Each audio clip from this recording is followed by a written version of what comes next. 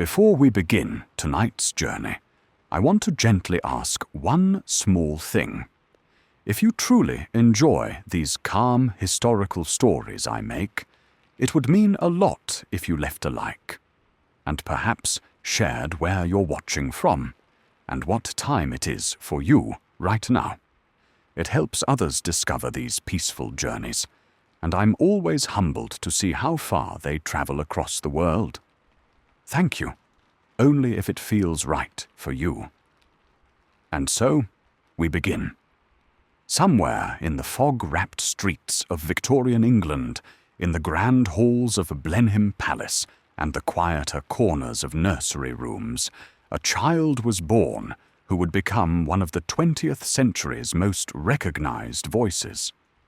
His name was Winston Leonard Spencer Churchill, and though he would one day stand before a nation in its darkest hour, offering words that would steady millions, he began his life as so many do, uncertain, seeking, trying to find his place in a world that seemed not quite ready for him. Tonight, we walk beside him through the corridors of history, through the soft gaslight of Victorian evenings and the harsh glare of wartime searchlights, through moments of triumph and seasons of despair, through the long years that shaped a man who would, in turn, help shape the course of human events. Let the present moment soften now. Let this story carry you gently backward through time to an England of empire and tradition, where coal smoke mingled with morning mist, where the world seemed both infinitely large and comfortably ordered, and where one restless spirit would spend a lifetime preparing for the moment when history would call his name. On the 30th of November, 1874, in a small ground-floor room at Blenheim Palace, a child entered the world 2 months earlier than expected. The palace itself was a monument to glory, built as a gift from a grateful nation to John Churchill, the first Duke of Marlborough, whose military victories had secured England's position in Europe. The rooms stretched grand and ornate, filled with paintings and tapestries that whispered of past triumphs, of battles won and empires secured. But for the infant Winston, these grand surroundings meant little. He was a small baby, premature and fragile, arriving into a family of privilege, but also of complexity and emotional distance that would mark his early years with a particular kind of loneliness. His father was Lord Randolph Churchill, a younger son of the Duke of Marlborough, a man of brilliant intellect and devastating wit, who would rise rapidly through the ranks of British politics only to fall just as suddenly. Randolph was mercurial, ambitious, often consumed by his political pursuits, and later by the illness that would take his life before he reached 50. Winston's mother was Jenny Jerome, an American beauty from New York, vivacious and social, with dark eyes that captured attention in every room she entered. The marriage between Randolph and Jenny had been swift and romantic, but the daily reality of their union was marked by long separations, separate pursuits, and an emotional coolness that perhaps was typical of their class and era, but which nonetheless left their eldest son yearning for affection that rarely came. Young Winston spent his earliest years not in the intimate circle of parental love, but in the care of his nanny, Mrs. Everest, whom he called Womb, and who became the warm center of his childhood world. While his mother dazzled at social gatherings and his father climbed the political ladder, Mrs. Everest provided the steady affection, the bedtime stories, the gentle comfort that Winston's soul needed. In her arms, he was safe. In her presence, he was valued not for his potential or his lineage, but simply for being himself, a small boy with reddish hair, bright blue eyes, and a slight lisp that would follow him throughout his life. She read to him, played with him, comforted him when he was frightened or sad. Years later, when Winston was a man of power and influence, he would still speak of Mrs. Everest with tender emotion, crediting her with giving him the foundation of love that allowed him to weather the storms that would come. The England of Winston's childhood was the height of Victorian prosperity and confidence. Queen Victoria sat upon the throne, her empire stretching across the globe, from the misty hills of Scotland to the sun-scorched plains of India, from the coastal cities of Canada to the southern reaches of Africa. London was the world's largest city, its docks crowded with ships from every nation, its streets a maze of progress and poverty, of gaslight elegance and industrial grime. For the privileged classes to which Winston belonged by birth, life followed certain prescribed patterns. Children were raised by nannies and governesses, saw their parents at appointed hours, were trained for their future roles with a mixture of stern discipline and casual neglect. Affection was often withheld, emotional expression discouraged, independence valued above all. Winston struggled within this system. He was not a naturally compliant child. He asked questions, challenged rules, resisted instruction that didn't interest him. His relationship with his father was particularly painful.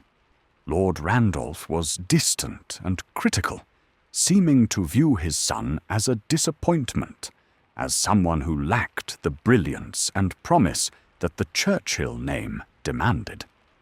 In letters and later in his writings, Winston would describe his desperate attempts to win his father's approval, studying subjects he thought might please him, following his political career with devoted attention, treasuring the rare moments when Randolph showed any interest or approval. But these moments were few, and Lord Randolph's general attitude toward his son was one of impatient dismissal. His mother, Jenny, was warmer, but equally distant, her life filled with social obligations, and later with romantic entanglements that kept her attention far from the nursery where her son longed for her presence. Winston wrote her many letters throughout his childhood and youth, letters filled with pleas for visits, with accounts of his activities clearly designed to interest her, with barely disguised longing for her attention and affection. At age 7, Winston was sent away to boarding school, as was customary for boys of his class. St. George's School near Ascot should have been a place of education and character building, but for Winston it became a place of misery. The headmaster was cruel, believing in harsh physical punishment as a means of discipline. Winston, rebellious and struggling academically, received regular beatings. He was not a naturally gifted student in the traditional sense. His mind worked differently. He had a remarkable memory for things that interested him, could recite poetry at length, showed flashes of linguistic brilliance. But he struggled with Latin and mathematics, with the rote learning and strict discipline that characterized Victorian education. His reports were often discouraging, his teachers frustrated by a boy who seemed bright but uncooperative, imaginative but undisciplined. After 3 years of misery at St. George's, Winston's health began to suffer, and he was withdrawn and sent to a gentler school in Brighton, where the seaside air and kinder treatment allowed him to recover somewhat. But the pattern was established.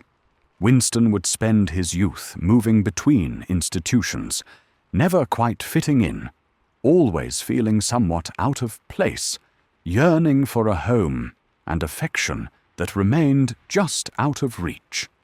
His younger brother Jack was born when Winston was 5, and while Winston loved him, there was also some rivalry, some sense that Jack fit more easily into the family's expectations, was less troublesome, required less attention.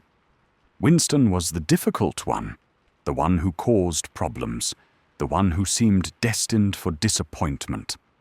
And yet, even in these early years, there were glimpses of the man he would become. He had tremendous imagination, creating elaborate games with his collection of toy soldiers, staging battles and campaigns with such attention to detail that observers were struck by his strategic thinking. He read voraciously when the subject interested him, history especially, but also adventure stories, tales of exploration and heroism. He showed early signs of the verbal facility that would later make him one of history's great orators. He loved words, loved their sound and rhythm, loved arranging them into patterns that pleased his ear. His letters, even as a child, showed a developing style, sometimes pompous, often charming, always distinctly his own voice emerging. There was also, from early on, a certain courage, a refusal to be cowed by circumstances. When other boys bullied him, he fought back, even when outmatched.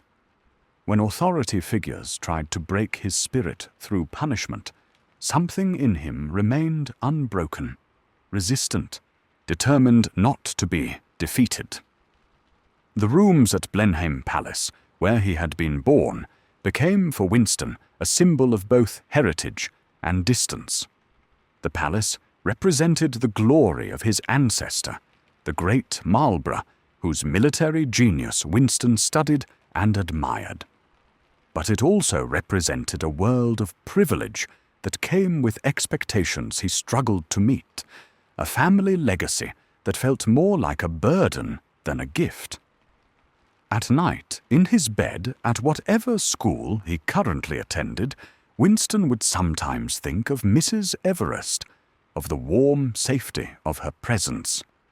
He would think of his parents, trying to understand why they seemed so distant, why his father's approval was so impossible to earn, why his mother's attention was so fleeting.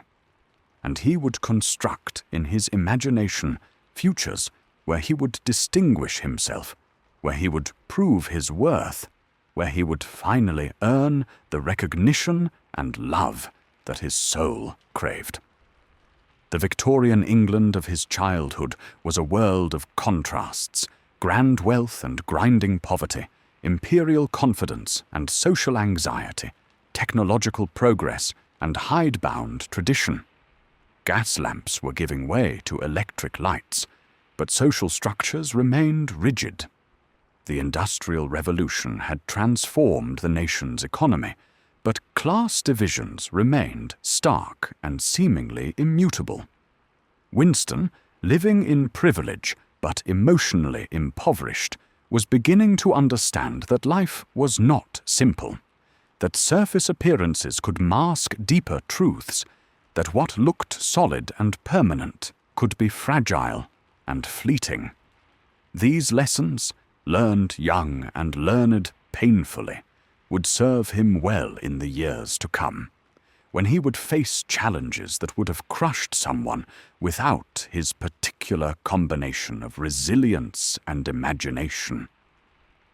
The bells of English churches rang out across the countryside, marking the hours and the seasons as they had for centuries. Trains steamed through the landscape, connecting cities and towns in networks of commerce and communication. And somewhere in this changing world, a difficult child with a famous name was growing up, struggling, searching, preparing himself, though he didn't know it yet, for a role that history had not yet written, but for which it was slowly, inexorably preparing him. At 13, Winston entered Harrow School, one of England's great public schools, perched on a hill outside London. Harrow would be his home for the next 4 years, and while he never loved it as some boys loved their schools, it was here that certain aspects of his character began to solidify and find expression. Academically, Winston continued to struggle in subjects that didn't capture his imagination. Mathematics remained a mystery to him, Latin a tedious chore. But in English and history he began to excel. He won a prize for reciting 1,200 lines of Macaulay's Lays of Ancient Rome without error, a remarkable feat of memory that demonstrated his capacity for absorbing and retaining material when it engaged his interest. He also discovered a talent for fencing, where his quick reflexes and competitive spirit served him well. He was not naturally athletic in most pursuits, but fencing suited him. It required strategy as much as physical skill, demanded quick thinking and adaptability, qualities that resonated with his temperament. It was at Harrow that Winston also began to develop his political awareness. He followed his father's career with devoted attention, reading Lord Randolph's speeches, tracking his rise to Chancellor of the Exchequer, and his sudden, dramatic resignation over a policy dispute. Winston absorbed the drama of politics, the high stakes and grand gestures, the way words could move nations and ideas could shape events. But his father's career also brought painful lessons. Lord Randolph's resignation, which he had expected would make him indispensable, instead ended his political rise. He never held high office again, and his health began a mysterious decline that would eventually be understood as the progression of a serious illness. The brilliant, mercurial man who had seemed destined for greatness became a shadow of himself, and Winston watched helplessly as his father faded. When it came time to consider a career, Winston's academic record precluded university. Instead, after failing the entrance examination twice, he was eventually accepted into the Royal Military College at Sandhurst, the institution that trained British Army officers. This was not the prestigious career path his father might have hoped for. The military was seen as less distinguished than politics or the law for someone of Churchill's social standing, but it suited Winston's temperament and interests. At Sandhurst, Winston finally found something at which he excelled. The subjects, military tactics, fortification, topography, engaged his strategic mind. The physical training, while demanding, he approached with determination. For perhaps the first time in his academic career, he thrived, graduating 8th in his class of 150. But even as he succeeded at Sandhurst, tragedy struck. Mrs. Everest, his beloved nanny, became ill. Winston rushed to her side, sitting with her in her final days, holding her hand as she passed away. He arranged her funeral, paid for her headstone, mourned her with a depth of feeling that he had rarely been able to express about anyone. In her, he had lost the one person who had loved him unconditionally, who had seen value in him when others saw only disappointment. Shortly after, in January 1895, an even heavier blow fell. Lord Randolph Churchill died at the age of 45. Winston, now 20 years old, found himself orphaned of the father whose approval he had spent his life seeking, and never quite obtaining. The relationship had been difficult and distant, but the hope for something better had sustained Winston. Now that hope was definitively closed. In his grief, Winston began to construct a narrative that would guide much of his life. He believed that his father had been a political genius whose career had been cut short by illness and misfortune. Winston set himself the task of fulfilling his father's unrealized potential, of achieving the political greatness that Randolph had been denied. It was an ambitious, even impossible goal, but it gave Winston purpose and direction. Commissioned as a second lieutenant in the 4th Queen's Own Hussars, a cavalry regiment, Winston entered military life with enthusiasm. But he quickly discovered that peacetime military service in the 1890s was largely ceremonial and social. Endless drilling, polo matches, regimental dinners, but little actual adventure or purpose. This would not do for Winston. He craved action, experience, distinction. So he began a pattern that would characterize his early military career, seeking out conflicts wherever they occurred and finding ways to insert himself into them, usually as a journalist soldier, combining military service with newspaper correspondence. His first such adventure took him to Cuba, where a rebellion against Spanish rule was underway. Winston managed to attach himself to Spanish forces and experienced his first combat on his 21st birthday, when bullets flew past him, and he felt the thrill and terror of battle for the first time. He wrote articles for the Daily Graphic, beginning his dual career as soldier and writer. Then came India, where his regiment was posted in 1896. The British Raj was at its height, and Winston found himself in Bangalore, facing long, hot days with little to do. It was during these months of relative inaction that Winston undertook a remarkable project of self-education. Realizing that his formal education had been inadequate, Winston set himself a reading program. He requested books from his mother, Gibbon's Decline and Fall of the Roman Empire, Macaulay's History of England, Plato's Republic, Darwin's Origin of Species, and many others. 8 hours a day he read and took notes, absorbing the intellectual heritage he felt he had missed. This self-education was crucial. Winston learned to think historically, to see patterns across centuries, to understand how ideas shaped events. He developed a writing style influenced by the grand Victorian prose he was reading.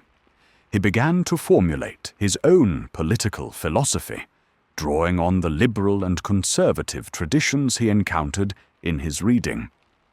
But Winston also craved action. When a tribal uprising occurred on the northwest frontier, he managed to get himself attached to the Malakand field force and experienced serious combat for the first time.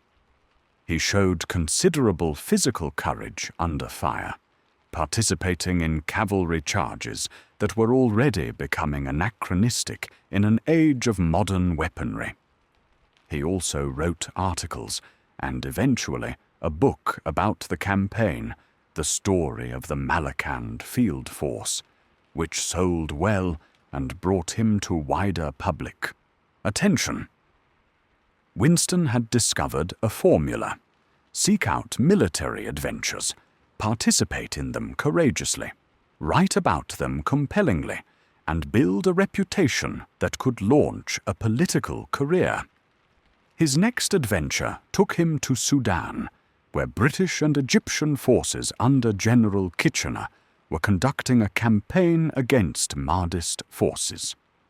Winston pulled every string available to get himself attached to the 21st Lancers, and he participated in what is sometimes called the last great cavalry charge of the British Army at the Battle of Omdurman in 1898. The charge was both thrilling and horrifying. Winston, saber in hand, rode with hundreds of other cavalrymen straight at enemy positions, experiencing the chaos and terror of close combat. Men fell around him. His own survival seemed miraculous. The experience would haunt and inspire him for the rest of his life. It represented both the glory and the futility of war, the courage of soldiers and the waste of young lives. Again, he wrote about the experience, producing The River War, a 2-volume account that showcased his developing literary talent and his complex feelings about imperialism. He supported the empire, but was increasingly critical of unnecessary violence and poor military planning. By 1899, Winston had decided to leave the army and pursue politics. He had built a reputation through his writing and military service. He had secured a Conservative Party nomination for a seat in Parliament. The election campaign in Oldham was vigorous, and Winston threw himself into it with characteristic energy, making speeches and shaking hands, learning the arts of democratic politics. He lost narrowly. It was a disappointment, but Winston was not easily discouraged. Within months, another opportunity arose. War had broken out between Britain and the Boer republics in South Africa, and Winston secured a position as a war correspondent for the Morning Post, commanding a then extraordinary salary of $250 per month. The South African War would prove to be Winston's most dramatic adventure yet, and it would make him, at 25 years old, an international celebrity in circumstances he could never have predicted. As the ship carried him south toward Africa, toward war and danger, and the unexpected turns that would shape his future, Winston stood on deck watching the sun set over the Atlantic, his mind already racing ahead to the challenges and opportunities that awaited. The Victorian world in which he had been raised was drawing to a close. Queen Victoria herself had only a few years left. The new century approaching would be different, more violent, more democratic, more uncertain. And Winston Churchill, young and ambitious and hungry for glory, was positioning himself at the intersection of the old world and the new, preparing to ride the currents of change wherever they might lead. The waves rolled beneath the ship, endless and patient. Stars emerged in the darkening sky. And somewhere, in Winston's restless mind, dreams of destiny and achievement danced like flames, bright and consuming, driving him forward into a future that would test him in ways he could not yet imagine. The train rattled through the South African landscape in November 1899, carrying British soldiers and supplies toward the front lines of the Boer War.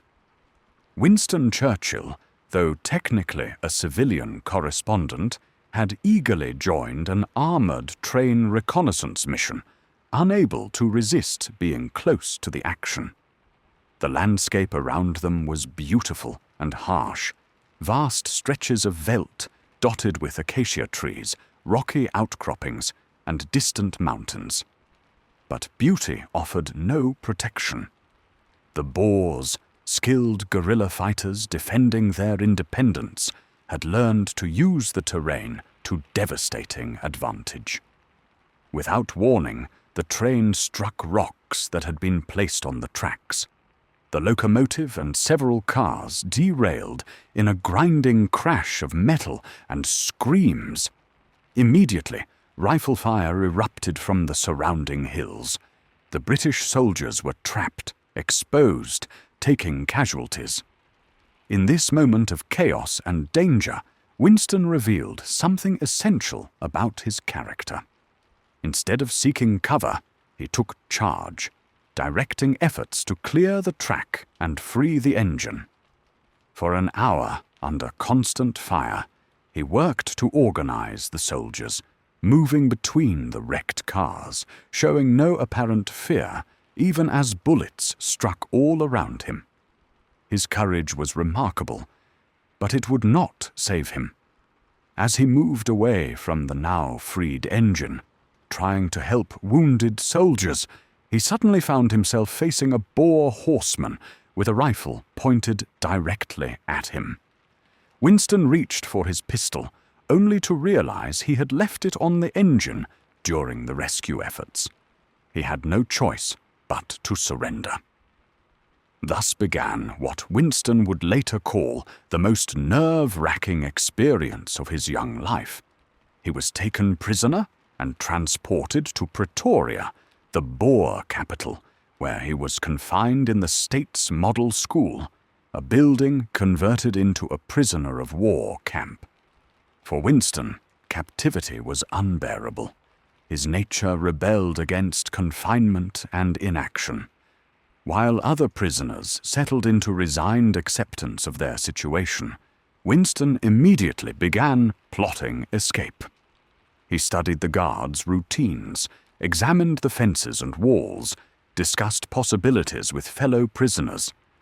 The Boers, meanwhile, had realized they had captured someone potentially valuable. Winston's articles had made him known, and his family connections gave him political significance. They refused to release him as a civilian correspondent, insisting he had been fighting and was thus a legitimate prisoner of war. This classification, meant to keep him confined, actually freed Winston from certain constraints. If he was a prisoner of war, then attempting to escape was not only permissible but, in the British military tradition, almost obligatory. He felt no moral qualm about planning his break for freedom. With two other officers, Captain Haldane and Lieutenant Brockie, Winston developed a plan.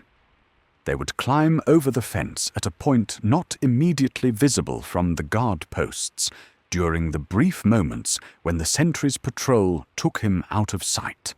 Then they would make their way nearly 300 miles to Portuguese East Africa, now Mozambique, where they would be safe. On the night of December 12, 1899, Winston seized his moment. During a brief window when the guard's back was turned, he scrambled over the fence and dropped into the garden on the other side. He waited for his companions to follow, but minutes passed, and they did not come. The guard routine had changed slightly, and they couldn't find a safe moment to climb over. Winston faced a terrible choice. He could climb back and wait for another opportunity, or he could continue alone into unknown territory with almost no preparation. No compass, no map, no provisions, and only a few pounds in his pocket. Every instinct told him to go forward. He couldn't bear the thought of climbing back into captivity. So he walked away into the South African night, alone and essentially helpless, beginning one of the most remarkable escapes in military history. For hours, he walked through the outskirts of Pretoria, trying to get his bearings, avoiding patrols. He had a vague idea that he should head east toward Portuguese territory, but beyond that, he was simply moving, putting distance between himself and the prison. By dawn, he was exhausted and desperately needed help. In the distance, he saw some mining operations. The Transvaal was rich in minerals, and British and other European engineers worked in the mines even during the war. Winston decided to take a desperate gamble. He would knock on a door and hope he found someone sympathetic. The first house he approached had lights burning. Winston knocked, and when the door opened, he found himself face to face with a man named John Howard, the English manager of the Transvaal collieries. In a rush, Winston explained his situation. Howard stared at him for a long moment.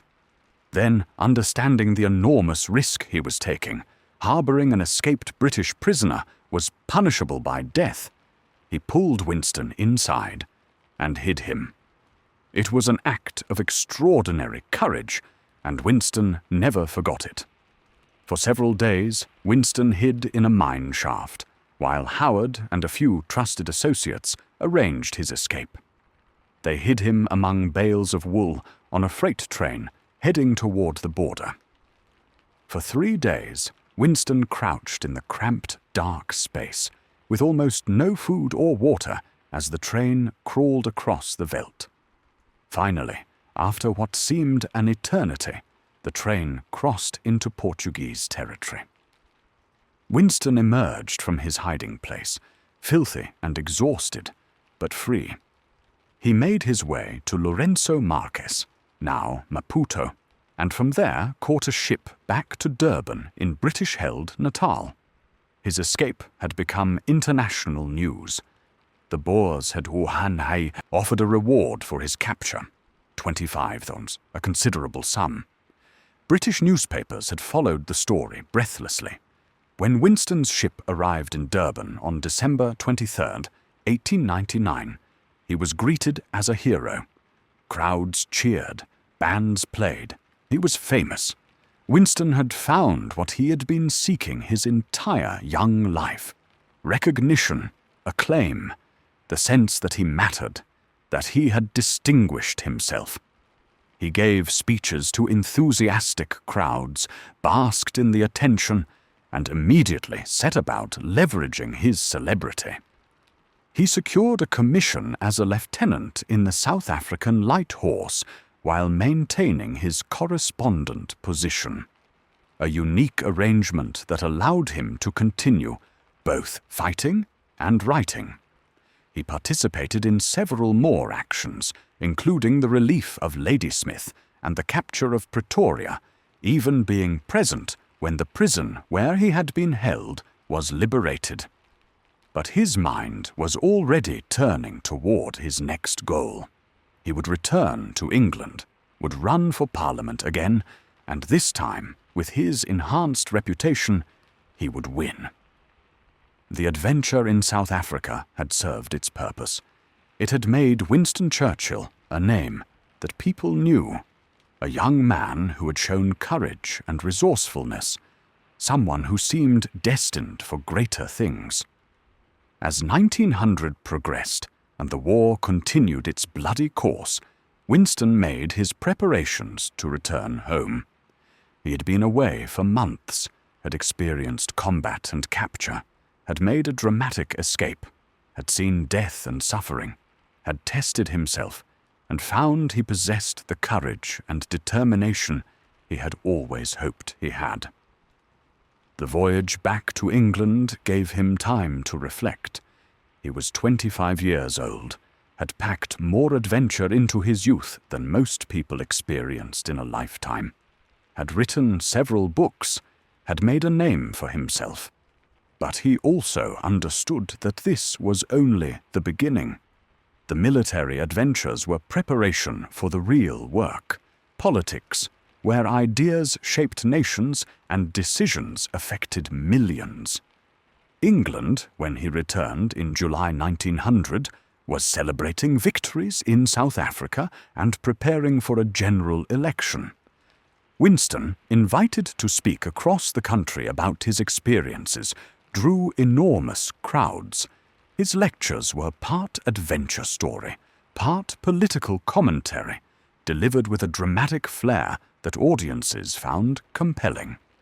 In October 1900, he stood again for election in Oldham, and this time, riding the wave of his celebrity and the public's enthusiasm for the war, he won. At 25, Winston Churchill became a Member of Parliament, taking his seat in the House of Commons in February 1901.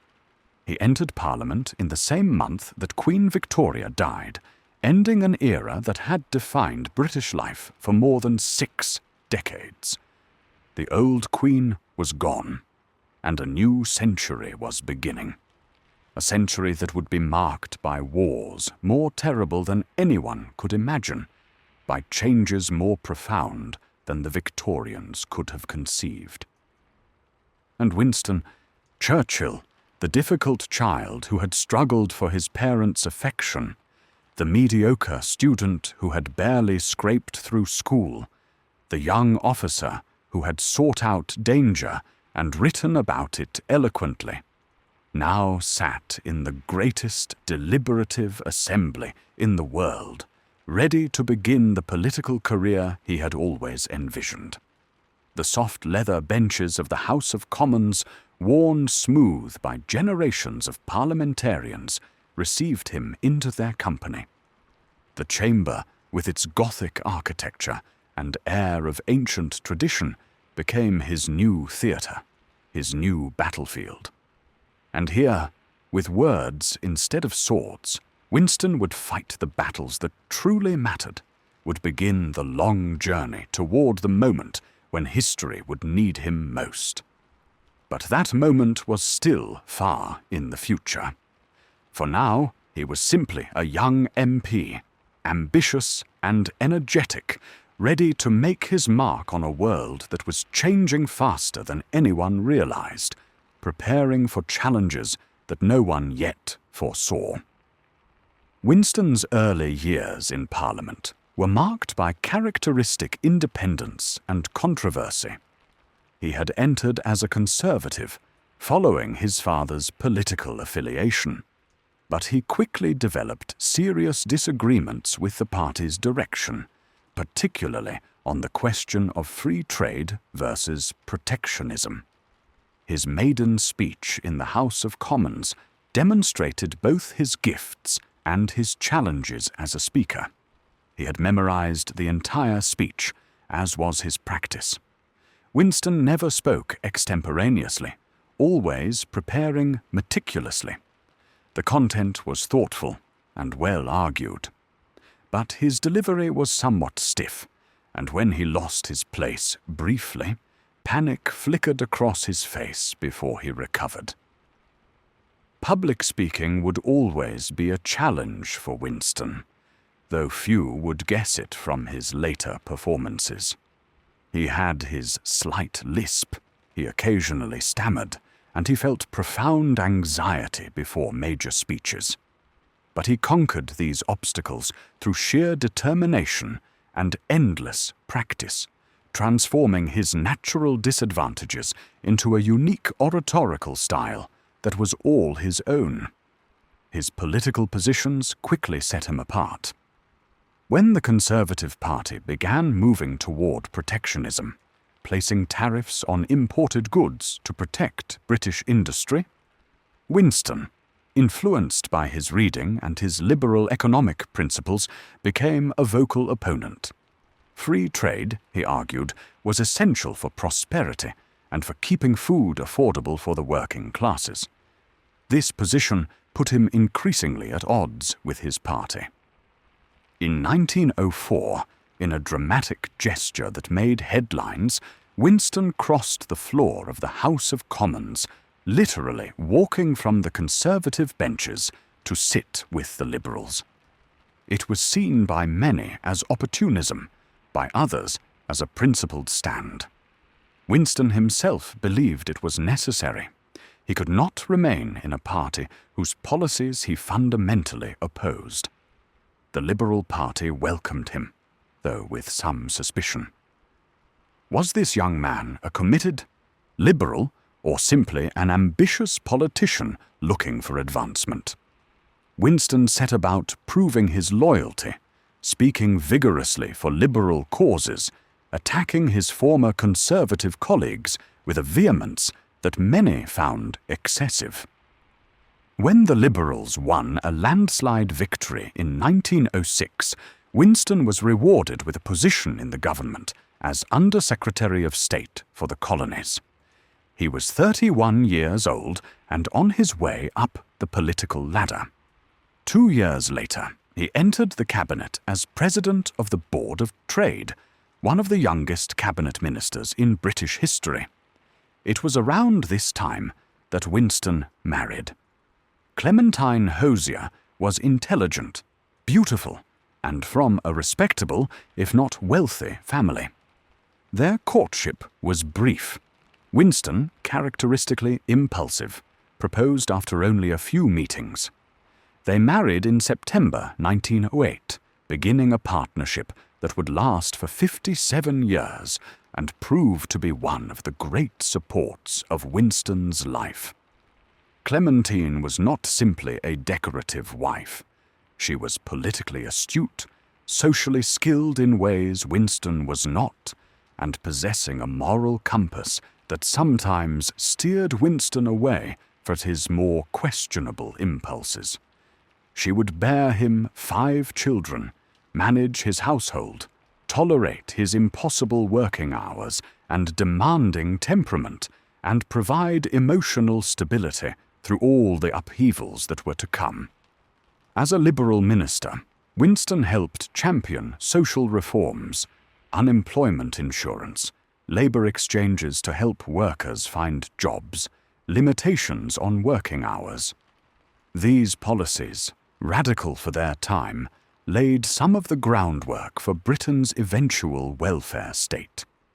Winston the aristocrat was becoming Winston the social reformer, concerned with the conditions of the working classes. In 1911, he was appointed First Lord of the Admiralty, responsible for the Royal Navy. This was a position of enormous importance. Britain's power rested on its naval supremacy, and Winston threw himself into naval affairs with his characteristic energy and enthusiasm. He pushed for modernization, for converting the fleet from coal to oil power, for developing new technologies, for maintaining Britain's naval advantage over Germany's growing fleet. He was in this position when, in August 1914, the world exploded into war. The assassination of an Austrian archduke set in motion a cascade of alliances and mobilizations that pulled all the great powers of Europe into conflict. The war that people thought would be over by Christmas would drag on for 4 years, killing millions and transforming the world. Winston, from the Admiralty, played a crucial role in Britain's early war effort. The Royal Navy performed well, maintaining command of the seas, ensuring that Britain could not be starved into submission. But Winston was not content with naval affairs alone. He involved himself in broader military strategy, often overstepping his authority, making suggestions and proposals that annoyed his colleagues. In early 1915, Winston championed a plan that he believed could break the deadlock of trench warfare on the Western Front. Instead of continuing the bloody stalemate in France, why not attack through the Dardanelles, knock Turkey out of the war, open a supply route to Russia, and attack Germany from the southeast? The Dardanelles campaign, also known as Gallipoli, seemed brilliant in concept. But the execution was flawed from the start. The naval attack failed to force the straits. The subsequent land campaign became a nightmare of bungled planning and heroic suffering. British and Anzac, Australian and New Zealand troops fought with tremendous courage, but poor leadership, inadequate supplies, and fierce Turkish resistance led to months of stalemate and horrific casualties. When the campaign was finally abandoned in early 1916, it was recognized as a costly failure. And Winston, who had been the plan's most prominent advocate, bore much of the blame. His political enemies, of whom he had many, used Gallipoli to attack him mercilessly. The press turned against him. Even some allies distanced themselves. In May 1915, a political crisis forced the formation of a coalition government, and the price of Conservative participation was Winston's removal from the Admiralty. It was a devastating blow. He was given a minor position with no real power, essentially pushed aside, his influence gone. For Winston, This was perhaps the darkest period of his life thus far. The work that had consumed him, the war effort to which he had devoted all his formidable energy, was now beyond his reach. He fell into deep depression, what he would later call his black dog, periods of profound melancholy that would visit him periodically throughout his life. Clementine watched him struggle, worried for his mental state. He was restless, irritable, unable to settle to anything. Finally, to give him some occupation and relief, she suggested he take up painting. Winston, with characteristic intensity, embraced the suggestion completely. He set up an easel in the garden, mixed paints, and began attempting landscapes. At first, he was tentative, uncertain. Then, encouraged by a visiting artist to be bolder, he began attacking the canvas with vigor, using bright colors and strong brush strokes. He discovered that painting absorbed his attention completely, drove away the black dog, gave him peace that nothing else could provide. Painting would remain a passion for the rest of his life, a refuge and a therapy.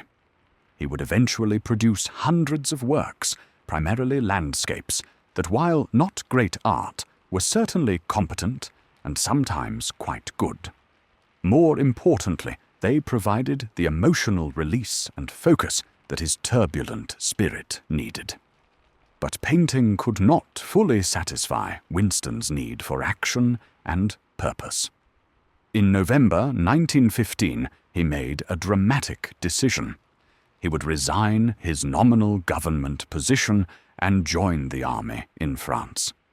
If he could not direct the war from London, he would at least fight in it. He was given command of a battalion of the Royal Scots Fusiliers and sent to the trenches. For several months, Winston experienced the Western Front as a soldier rather than a politician. The mud and cold, the constant danger, the sound of artillery, the terrible conditions in which millions of men lived and died. He was, by all accounts, a good battalion commander, brave, concerned for his men's welfare, sharing their hardships. But the experience, while valuable, also underscored what he already knew. His talents were political and strategic, not military. His place was in London, shaping policy, not in a trench in Flanders. In mid-1916, he returned to Parliament as a backbench MP, speaking on military matters but wielding little influence. These were his wilderness years, out of power, often out of favour, advocating positions that others ignored or rejected. He called for better military strategy, for more resources to be devoted to new technologies like tanks, for vigorous prosecution of the war. When David Lloyd George became Prime Minister in late 1916, Winston hoped for a return to office, but the Conservatives in the coalition government refused to serve with him. The memory of Gallipoli was still too fresh, the distrust too deep. Winston remained on the outside. It was not until mid-1917 that Lloyd George, needing Winston's talents and energy, finally found a position for him that the Conservatives would accept: Minister of Munitions. It wasn't the cabinet position Winston craved, but it was real work, important work, and he threw himself into it with relief and determination. He reorganized munitions production, ensured that the army had the shells and equipment it needed, pushed for innovation and efficiency. His administrative talents, his energy, his ability to drive bureaucracies to action, all found productive outlet again. When the war finally ended in November 1918, after 4 years of slaughter that had killed nearly 1 million British men and wounded millions more, Winston was Secretary of State for War and Air. He had survived politically, though not without scars. Gallipoli would haunt him for the rest of his life, a reminder of how even well-intentioned actions can lead to disaster, how responsibility weighs on those who make decisions, how history judges harshly those whose ambitions exceed their achievements.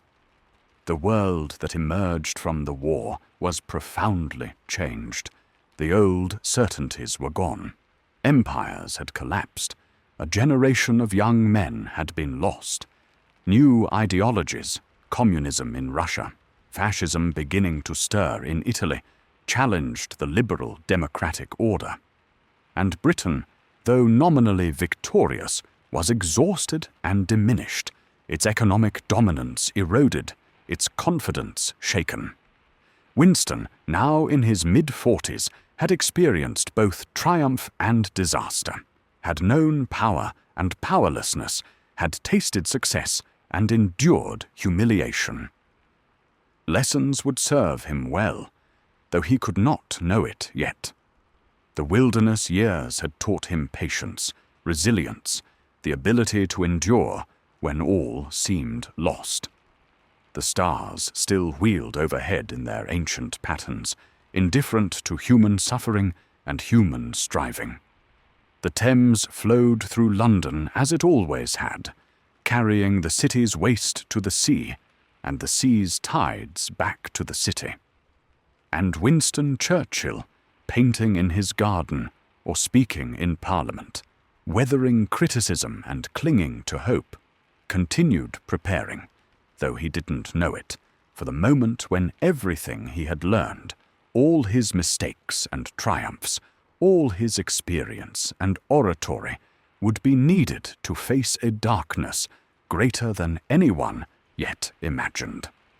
The 1920s found Winston Churchill holding various government positions, Secretary of State for War, then Colonial Secretary, and finally Chancellor of the Exchequer in Stanley Baldwin's Conservative government. He had returned to the Conservative Party in 1924, completing a political journey that saw him cross the floor of the House of Commons twice in 20 years, earning him both admiration for independence and criticism for opportunism. As Chancellor from 1924 to 1929, Winston made what he would later acknowledge as one of his greatest mistakes, returning Britain to the gold standard at the pre-war exchange rate. The decision, made for reasons of national prestige and economic orthodoxy, had devastating consequences. It made British exports uncompetitive, contributed to industrial decline, and helped create the conditions for the general strike of 1926, when millions of workers walked off their jobs in protest against wage cuts. Winston's handling of the strike was characteristically forceful. He produced a government newspaper to counter the strikers' message and took a hard line against what he saw as a challenge to constitutional government. His actions earned him lasting enmity from the labor movement, who saw him as an enemy of the working class, a bitter irony given his earlier social reforms. When the Conservatives lost the 1929 election, Winston found himself out of office. He was 54 years old, and it seemed his political career might be nearing its end. The years that followed, from 1929 until the outbreak of war in 1939, would be known as his wilderness years, a decade during which he held no government position, was increasingly marginalized within his own party, and watched with growing alarm as Britain and Europe drifted toward catastrophe. The catalyst for his political isolation was India. The British government, responding to growing nationalist sentiment, proposed granting India increased self-governance. Winston opposed this vehemently, believing the empire should be maintained, that Britain had a civilizing mission in India, that independence would lead to chaos and suffering. His opposition to Indian reform put him at odds with his party leadership, and with the prevailing mood of the time. He was accused of being stuck in a Victorian mindset, of clinging to outdated imperial attitudes, of refusing to acknowledge the legitimate aspirations of subject peoples. His speeches on India, while eloquent, seemed increasingly out of touch with the realities of the 20th century. This political isolation over India had a silver lining. It freed Winston to focus on a threat that he believed was far more serious and that almost everyone else was ignoring or downplaying.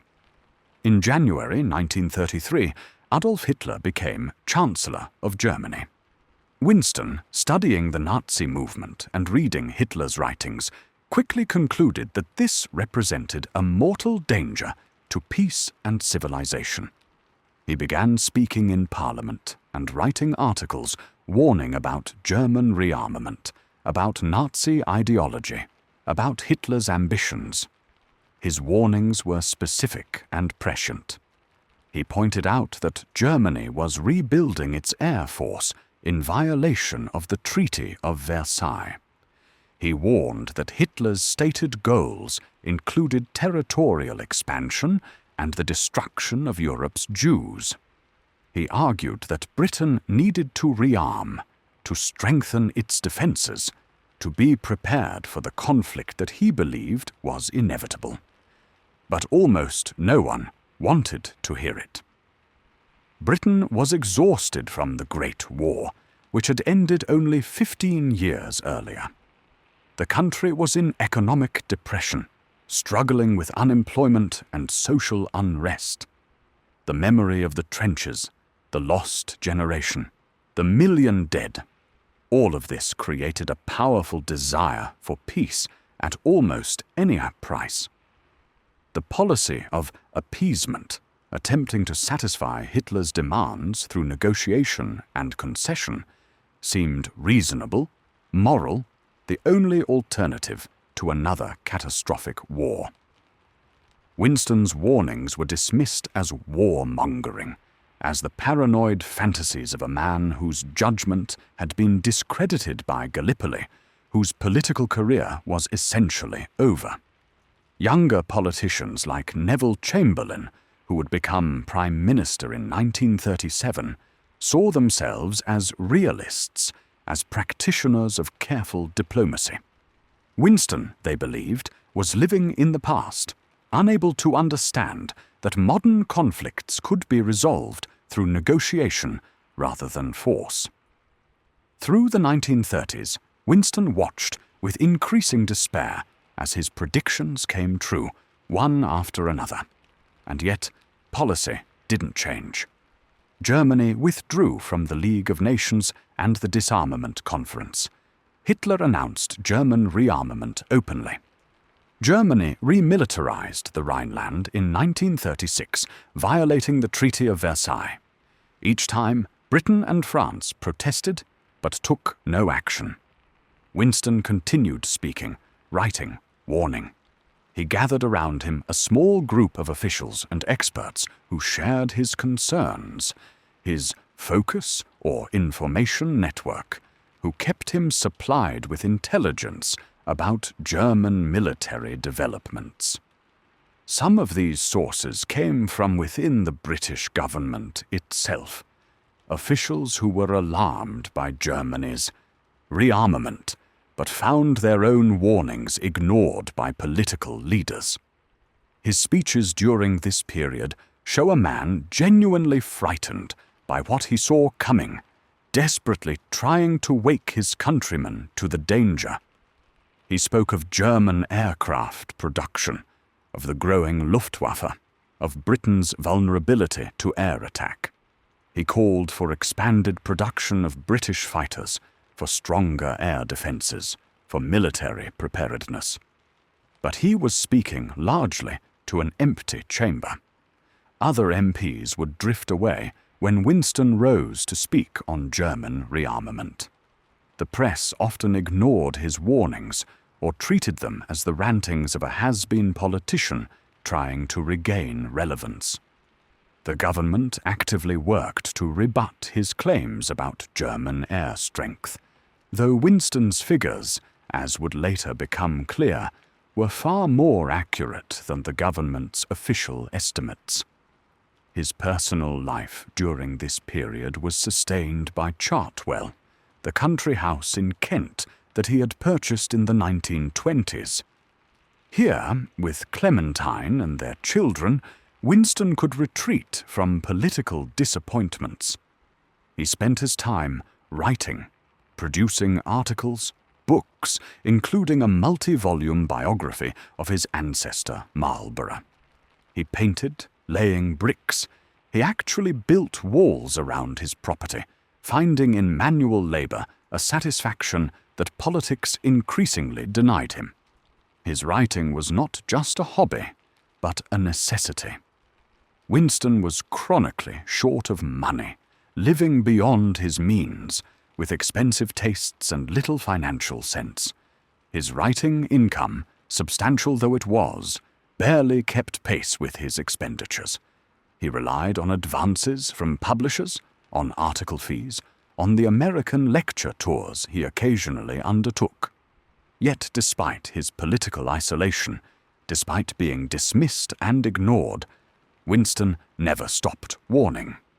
In 1938, when Hitler demanded and received the Sudetenland region of Czechoslovakia at the Munich Conference, when Prime Minister Chamberlain returned to Britain declaring peace for our time, Winston stood almost alone in denouncing the agreement. In a speech that was both prophetic and poignant, he warned that Munich wasn't peace, but only a temporary reprieve purchased at Czechoslovakia's expense. "We have sustained a total and unmitigated defeat," he declared. His words were drowned out by relief and celebration. Most Britons genuinely believed that Chamberlain had saved the peace, that war had been averted. But Winston knew better. He saw Munich as a betrayal and a disaster, one that had left Germany stronger and the democracies weaker. He went home to Chartwell that night, his daughter Mary later recalled, and wept for the dishonor of it, for the wasted opportunity to stop Hitler when it might have been possible, for the suffering he knew was coming. The months after Munich must have been agonizing for Winston. He was 64 years old. His warnings, which had been consistent for 6 years, had been proven right again and again. Yet he remained without power or influence. His own party leadership regarded him with suspicion. The public, while some admired his oratory, generally dismissed him as a dangerous warmonger. He spent that last winter before the war at Chartwell working on his History of the English-Speaking Peoples, painting, building his walls, surrounded by family but isolated politically. He watched as Hitler, emboldened by Munich, continued his aggression. In March 1939, Germany occupied the rest of Czechoslovakia, breaking the Munich Agreement and finally shattering the illusions of appeasement. Still, Britain hesitated. It was only when Hitler made demands on Poland and when Britain and France finally gave a guarantee to defend Polish independence that the drift toward war became irreversible. Through the summer of 1939, as diplomacy failed and armies mobilized, Winston watched and waited. On September 1st, 1939, German forces invaded Poland. On September 3rd, Britain and France declared war on Germany. The conflict that Winston had warned about for 6 years had finally arrived. And within hours of the war declaration, Prime Minister Chamberlain called Winston and asked him to return to the government as First Lord of the Admiralty, the same position he had held when the Great War broke out 25 years earlier. A signal was sent to the fleet. "Winston is back." Those 3 words captured both the relief and the apprehension of the moment. Here was the man who had been warning about Germany, who had been urging rearmament, who had been proven right. But here also was the man of Gallipoli, whose judgment had been questioned, whose impetuosity was legendary, whose return to power was both necessary and risky. Winston returned to the Admiralty building, to the same room he had occupied in 1914. He found that his old chair was still there, and on the wall the same chart showing the positions of naval vessels. The building was familiar, but the world had changed profoundly. The young man of 40 who had first sat in this chair was now an old man of 64, marked by decades of triumph and failure, vindication and humiliation, power and powerlessness. But he was also wiser, more patient, more aware of the weight of decisions and the cost of mistakes. The wilderness years, painful as they had been, had refined him. He had learned to endure criticism, to maintain conviction in the face of mockery, to see clearly when others preferred comfortable illusions. The long preparation was over. The moment for which his entire life had been preparing him, though he could not have known it, was at hand. In less than a year, he would be called to lead his nation through its darkest hour, to speak words that would echo through history, to embody resistance when surrender seemed rational, to rally a democracy against tyranny. But for now, on that September day in 1939, he simply returned to his office, began reading the reports and intelligence summaries, started making decisions about convoy routes and fleet deployments, threw himself once more into the work of war. The wilderness was over, the storm was beginning, and Winston Churchill, finally, was where he needed to be. The first months of war, from September 1939 through early 1940, were known as the Phony War, or Sitzkrieg, a period of military stalemate, during which the declarations of war were not followed by major combat on the Western Front. Britain and France mobilized their forces, but neither side launched significant offensive operations. Life in Britain continued with an odd mixture of wartime measures and peacetime normalcy. Winston, as First Lord of the Admiralty, was one of the most active members of Chamberlain's War Cabinet. His energy, which had sometimes seemed excessive in peacetime, found appropriate outlet in the demands of war. He worked long hours, fired off memoranda on every conceivable aspect of the war effort, visited naval bases and ships, involved himself in strategy far beyond his naval brief. His colleagues found him both inspiring and exhausting. His mind worked constantly, generating ideas, proposals, schemes. Some were brilliant, others impractical, many somewhere in between. He demanded action, questioned conventional thinking, pushed everyone around him to work harder and think more boldly. After years in the wilderness, he had energy and purpose stored up like a coiled spring finally released. The Royal Navy, for which he was responsible, achieved some early successes. In December 1939, British ships hunted down the German pocket battleship Graf Spee, forcing it into Montevideo harbor, where its captain scuttled it rather than face certain destruction. It was a morale-boosting victory, and Winston's star rose further. But there were also setbacks and controversies. Winston advocated for a naval campaign in Norwegian waters to cut off German iron ore supplies. The subsequent Norwegian campaign, launched in April 1940, was poorly executed and ended in failure.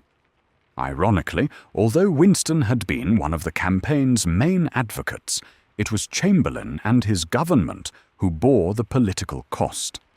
The failure in Norway precipitated a political crisis. On May 7th and 8th, 1940, Parliament debated the Norwegian campaign in an atmosphere of deep disillusionment with Chamberlain's leadership. The Conservatives still held a large majority, but many were losing confidence in the Prime Minister. In the vote at the end of the debate, the government's majority collapsed. Dozens of Conservative MPs voted against their own government or abstained. It was clear that Chamberlain had lost the confidence of Parliament and the country. He would have to resign. But who would replace him? The obvious candidate in many ways was Lord Halifax, the Foreign Secretary, an experienced diplomat and respected figure. But Halifax, for reasons that remain somewhat unclear, indicated he did not want the position. Perhaps he understood that too. The crisis demanded someone with different qualities than he possessed, someone more combative, more willing to take risks, more able to inspire and lead a nation in existential struggle. There was really only one other option: Winston Churchill. Despite all the doubts about his judgment, despite Gallipoli, despite his years of being wrong about India and other issues, despite concerns about his impetuosity, he was the one who had been right about Hitler, who had warned for years about this very situation, who possessed the energy and fighting spirit that the moment demanded. On May 10th, 1940, the same day that Hitler launched his assault on France, Belgium, and the Netherlands, King George VI asked Winston to form a government. That evening, Winston later wrote, he felt a profound sense of relief. I felt as if I were walking with destiny, and that all my past life had been but a preparation for this hour and for this trial. He was 65 years old. He'd been in politics for 40 years, held numerous high offices, experienced both success and failure. But this was the moment everything had been leading toward. The question was whether he was equal to it, whether the nation would follow him, whether the qualities that had made him a controversial and sometimes isolated figure would prove to be exactly what was needed. The situation he inherited was catastrophic and rapidly worsening. The German blitzkrieg was tearing through the Low Countries and France with a speed and efficiency that shocked everyone. The vaunted French army, considered the strongest in the world, was collapsing.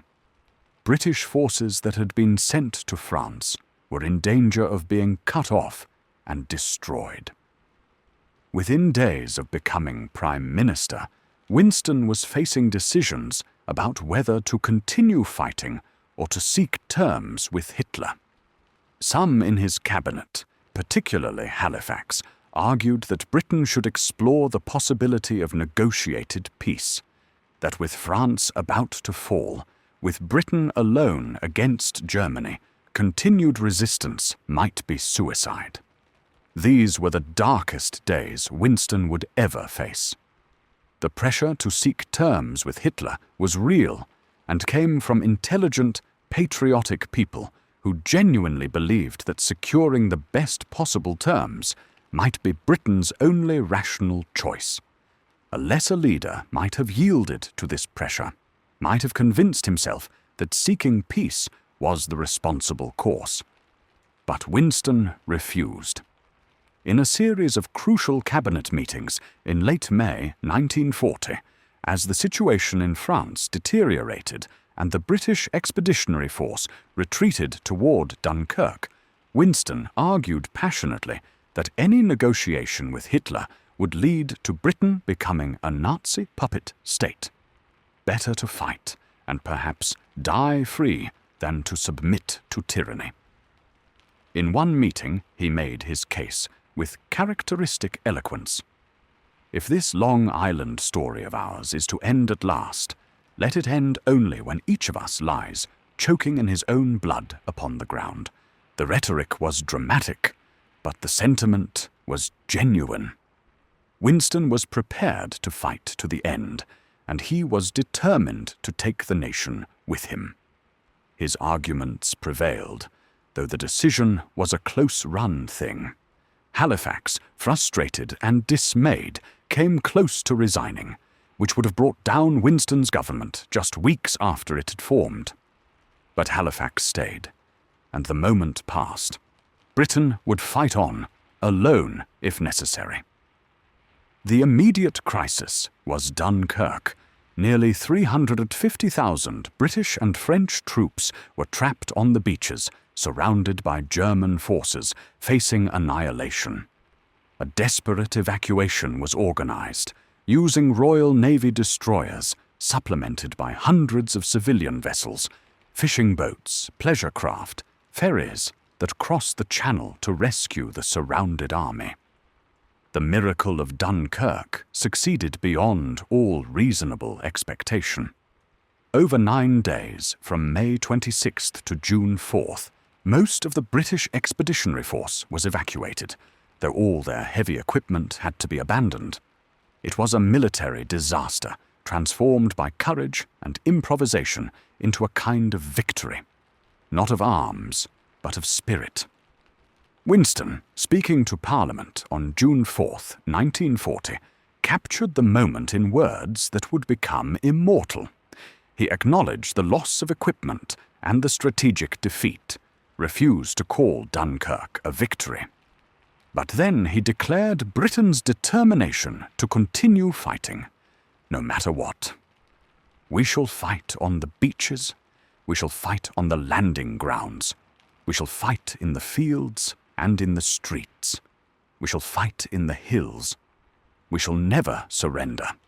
And even if, which I do not for a moment believe, this island or a large part of it were subjugated and starving, then our empire beyond the seas, armed and guarded by the British fleet, would carry on the struggle until, in God's good time, the new world, with all its power and might, steps forth to the rescue and the liberation of the old." The speech electrified the nation.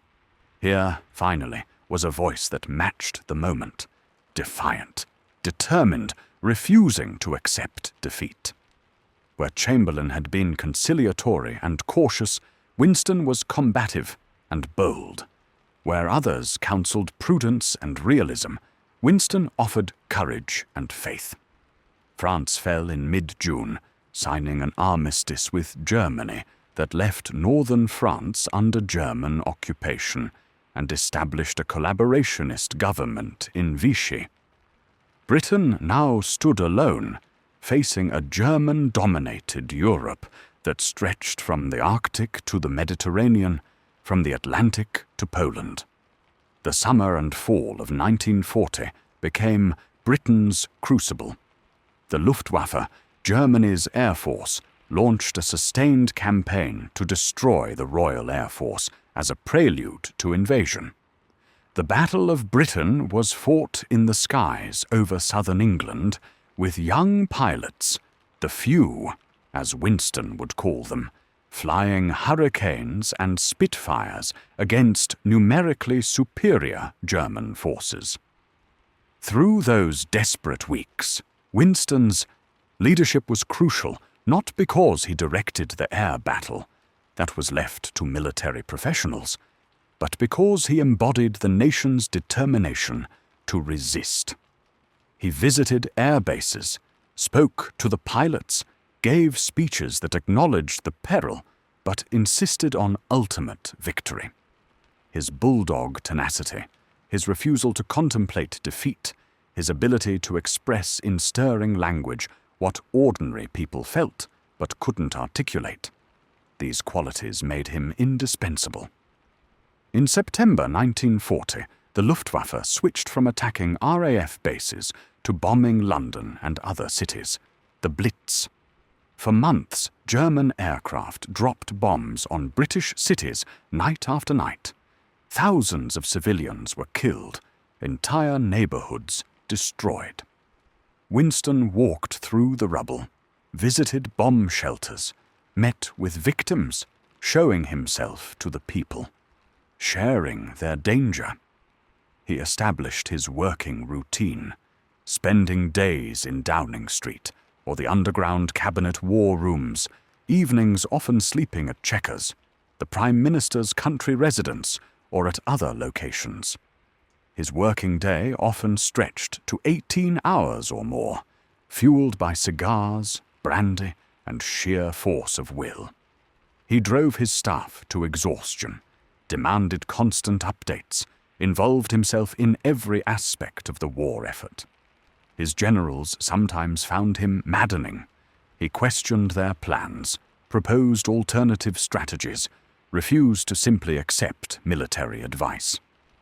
But this questioning, this refusal to defer entirely to military judgment, was born of his experience at Gallipoli and in World War I. He had seen how conventional military thinking could lead to disaster, and he was determined to think strategically, to consider political and economic factors alongside purely military ones. As 1940 drew to a close, Britain had survived. The invasion had not come.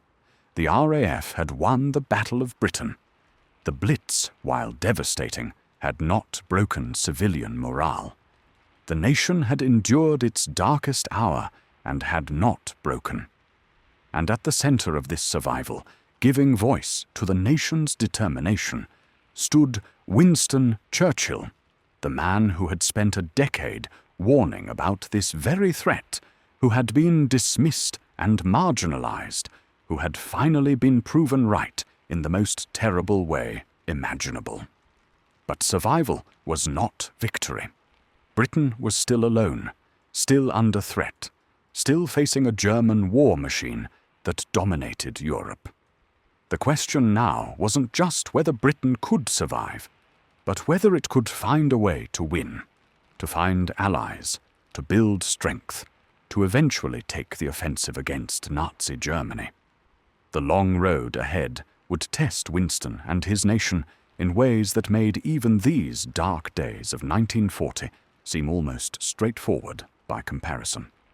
But for now, in the winter of 1940-41, with London still smouldering from German bombs, but still standing, with the people battered but unbroken, there was a kind of grim satisfaction. They had endured. They had not surrendered. They would fight on. And leading them, sustained by brandy and cigars and an indomitable will, was the man who had spent his whole life preparing for precisely this moment. Winston Churchill, finally in the role that history had written for him, speaking the words that the moment demanded, embodying the resistance that would eventually help save civilization from darkness. As 1941 began, Winston's primary strategic objective was clear. Britain needed allies. It could survive alone, could endure bombing and privation, could maintain its naval power and defend its island. But it could not, on its own, defeat Nazi Germany. For that, it needed help, and Winston knew exactly where that help must come from. The United States, still officially neutral, was Britain's great hope. President Franklin Roosevelt was sympathetic to Britain's cause, but American public opinion remained deeply opposed to entering another European war. The memories of World War I, the trenches, the casualties, the sense that American boys had died in someone else's conflict, remained powerful. Winston set about cultivating Roosevelt with all the diplomatic skill and personal charm he could muster. He wrote letters, sent telegrams, spoke by telephone across the Atlantic. The correspondence between the two leaders, which would eventually run to thousands of messages, became one of the crucial relationships of the war. In these communications, Winston was masterful. He was strategic yet genuine, calculating yet sincere. He played on Roosevelt's anti-Nazi sentiments, on American ideals, on the shared heritage of English-speaking peoples. He provided intelligence and updates, making Roosevelt feel informed and involved.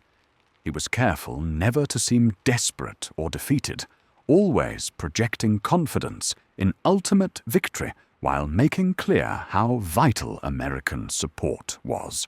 The result was a series of American actions that, while stopping short of war, provided crucial support. The Lend-Lease Act, passed in March 1941, allowed America to supply Britain with weapons and supplies without immediate payment. American ships began escorting convoys partway across the Atlantic. American factories turned increasingly to war production, even though America itself wasn't yet fighting. In August 1941, Winston and Roosevelt met face-to-face for the first time as leader and president aboard ships off the coast of Newfoundland. The meeting itself was largely symbolic. No major agreements were reached, but the symbolism mattered. The two men took the measure of each other, found that they could work together despite their different temperaments and perspectives, and issued the Atlantic Charter, a statement of shared principles about the post-war world. Winston returned to Britain energized by the meeting, more convinced than ever that America would eventually enter the war, and that when it did, victory would be possible. But he still had to navigate the difficult months ahead, maintaining Britain's defenses while waiting for circumstances to shift the global balance. In June 1941, those circumstances did shift, though not in the way Winston had primarily hoped. Hitler launched Operation Barbarossa, a massive invasion of the Soviet Union. Germany, which had been allied with the Soviets through the Nazi-Soviet Pact of 1939, suddenly turned on its erstwhile partner, sending millions of troops into Russia. For Winston, this was a moment of complicated emotions. He despised communism, had opposed the Bolshevik Revolution, had even sent British troops to support the White Russians in the Civil War that followed World War I. But he also understood strategic realities. If Hitler invaded hell, he quipped, I would make at least a favorable reference to the devil in the House of Commons. Britain immediately offered aid and alliance to the Soviet Union. The USSR, fighting for its survival, accepted. And suddenly, the war had changed shape. Germany now faced major conflicts on two fronts, in Russia and against Britain. The pressure on Britain eased somewhat as German resources were diverted eastward. But the Eastern Front was horrific beyond anything seen in the West. Millions of soldiers fought in battles of unprecedented scale and brutality. Entire cities were besieged, whole populations starved or murdered. The Wehrmacht drove deep into Soviet territory, capturing vast areas and inflicting staggering casualties. It seemed possible that the Soviet Union might collapse, leaving Germany master of all Europe. Through the summer and autumn of 1941, Winston watched anxiously as the German advance continued.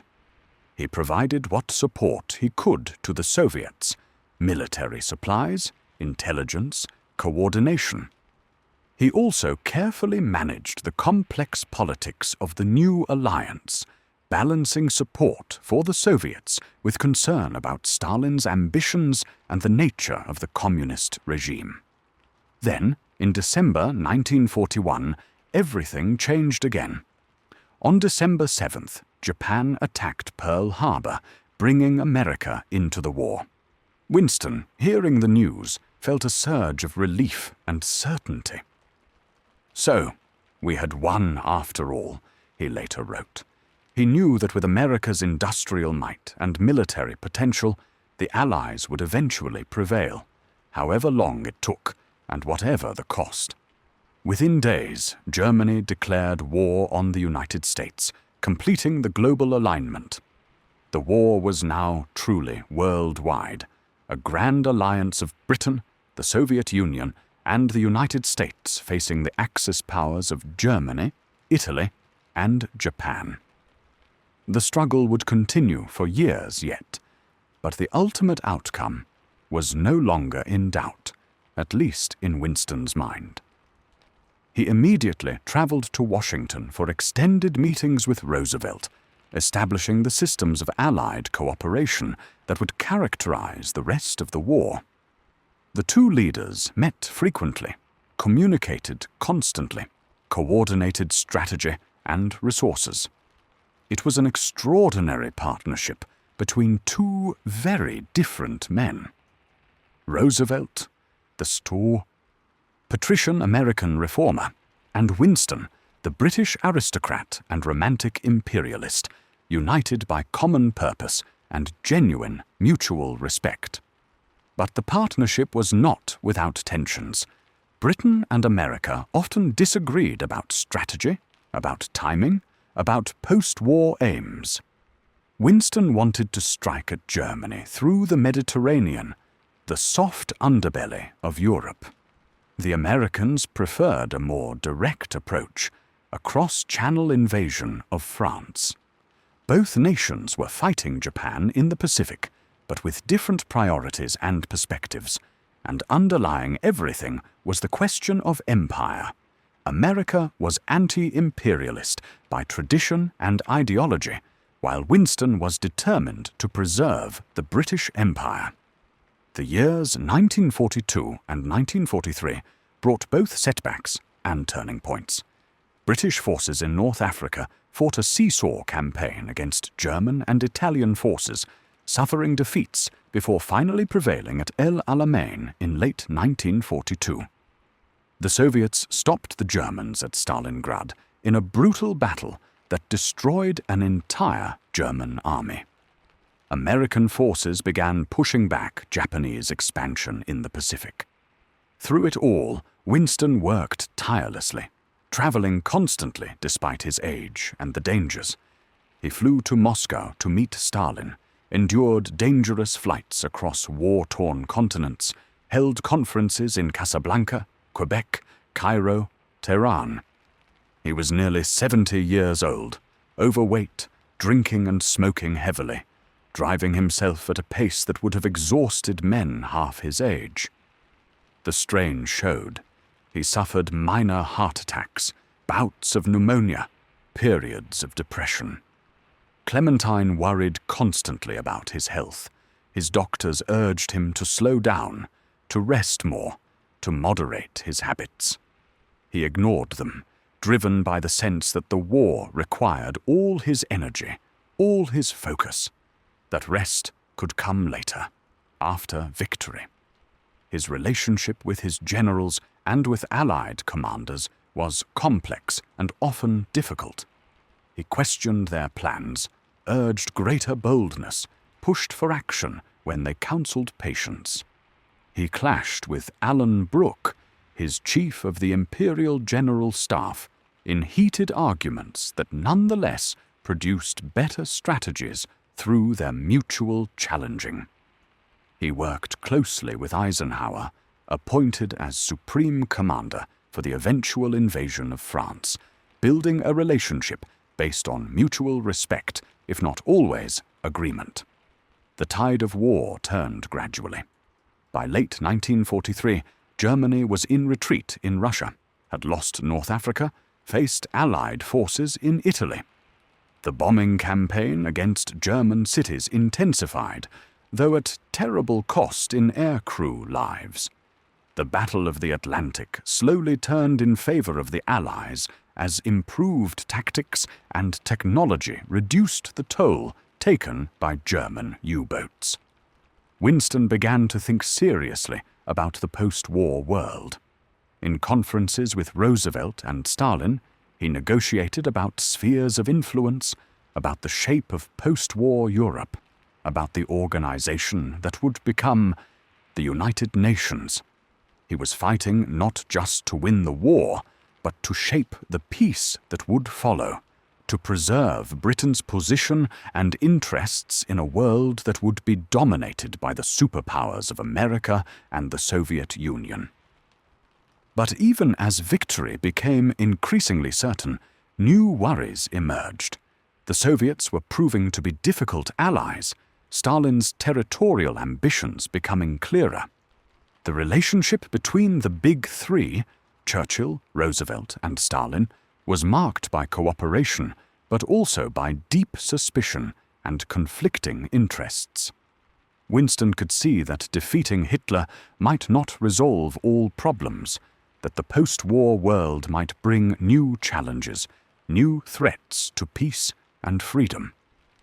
In his quieter moments, which were rare, Winston must have reflected on the strange turns his life had taken. The young man, desperate for his father's approval, the soldier seeking glory, the politician in the wilderness warning about Hitler. All of these versions of himself had led to this moment, to leading his nation through its greatest trial. The burden was immense, the responsibility crushing. But he carried it, day after day, speech after speech, conference after conference, sustained by will and duty and the knowledge that his nation depended on him. The war was not yet won, but it would be won. The question now was, what kind of world would emerge from the ruins, and whether the freedoms they were fighting for could be preserved in the peace that followed the victory. These questions would occupy Winston's thoughts increasingly as the war ground toward its end, as the alliance of necessity began to reveal its inherent tensions, as the shape of the post-war world began to emerge from the fog of battle. On June 6, 1944, D-Day, Allied forces launched Operation Overlord, the massive invasion of Normandy that Winston had both advocated for and worried about for years. He desperately wanted to be there, to watch from a ship as the troops went ashore. But King George VI, who also wanted to go, was persuaded that neither of them should risk their lives unnecessarily. Winston reluctantly acquiesced, though he chafed at being kept from the action. The invasion succeeded, though at terrible cost. Allied forces established a foothold in France and began the long, bloody push toward Germany. From the east, Soviet armies drove westward, liberating their own territory and pushing into Eastern Europe. Germany was caught in a vice, squeezed from both sides, its defeat now a matter of when, not if. But even as military victory approached, political complications multiplied. The alliance between the Western democracies and the Soviet Union, always strained, was beginning to fracture. Stalin's intentions for Eastern Europe became clearer. He was not liberating these countries, but occupying them, installing communist governments, creating a sphere of Soviet dominance. Winston saw this clearly and warned about it repeatedly. At the Yalta Conference, in February 1945, where the Big Three met to discuss the post-war settlement, Winston argued for free elections in Poland and other Eastern European nations. Stalin agreed in principle, but had no intention of honoring these commitments. Roosevelt, weakened by illness and perhaps more optimistic about Soviet intentions than Winston, didn't push as hard as Winston wanted. It was one of Winston's great frustrations, having fought the war to defend freedom, to see half of Europe fall under a different tyranny. He could see it happening, could warn about it, but lacked the power to prevent it. Britain, exhausted by 6 years of war, no longer had the strength to dictate terms. The real power now lay with America and the Soviet Union, and Winston was reduced to arguing, cajoling, trying to influence decisions that others would ultimately make. In April 1945, Roosevelt died suddenly, a loss Winston felt both personally and strategically. He had come to rely on their partnership. Their shared understanding developed over years of constant communication. Roosevelt's successor, Harry Truman, was an unknown quantity, a man Winston would have to cultivate anew, building a relationship from scratch at a crucial moment in history. Less than a month later, on May 8, 1945, Germany surrendered. The war in Europe was over. Winston appeared on the balcony of the Ministry of Health building in Whitehall before enormous crowds, announcing the victory, leading them in singing patriotic songs. The scenes of celebration were extraordinary. People dancing in the streets, strangers embracing, the joy and relief of a nation that had endured and survived. But Winston's victory speech was characteristically restrained. Yes, they had won in Europe. Yes, they should celebrate. But the war against Japan continued, and beyond that, serious challenges awaited. Even in his moment of triumph, he was already looking ahead to the difficulties that would follow. Those difficulties came sooner than almost anyone expected. In July 1945, with the war against Japan still ongoing, Britain held its first general election in a decade. Winston, the man who had led the nation through its darkest hour, assumed he would be returned to power. The Conservative Party expected victory, perhaps a landslide of gratitude. Instead, the British people voted for change.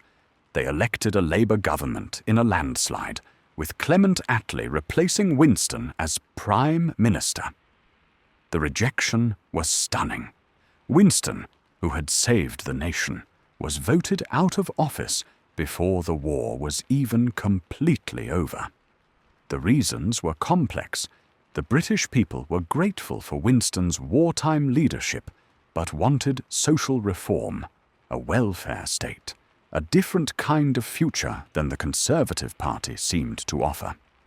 They separated Winston, the war leader, from Winston, the conservative politician, honored the former while rejecting the latter. For Winston, the defeat was crushing. To be cast aside at the moment of an victory, to lose power just when the post-war world was being shaped, felt like a betrayal. He was 70 years old, exhausted from 6 years of wartime leadership, and suddenly without the position that had defined his life. But he didn't retire. Instead, he became leader of the opposition, continuing to speak in Parliament, to comment on events, to warn about developments he found troubling.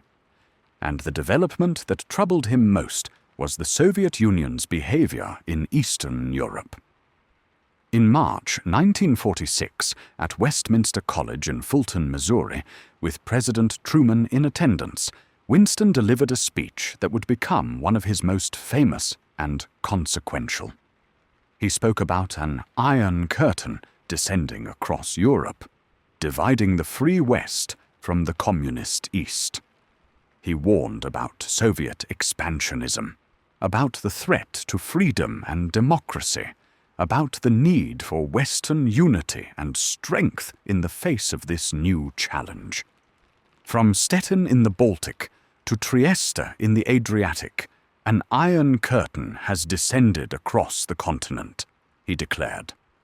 Behind that curtain, nations were falling under Soviet control, freedoms were being extinguished, totalitarianism was replacing the Nazis with communist dictators. The speech was controversial. Many still hoped for continued cooperation with the Soviets, still wanted to believe that the wartime alliance could be preserved in peace. Critics accused Winston of warmongering, of trying to start a new conflict before the last one had properly ended. But once again, as with Hitler in the 1930s, Winston was seeing clearly what others preferred to ignore. History would vindicate him. The Cold War that Winston predicted and named, though the actual term Cold War came from others, would dominate international relations for the next 4 decades. The Iron Curtain, he described, would remain in place until 1989.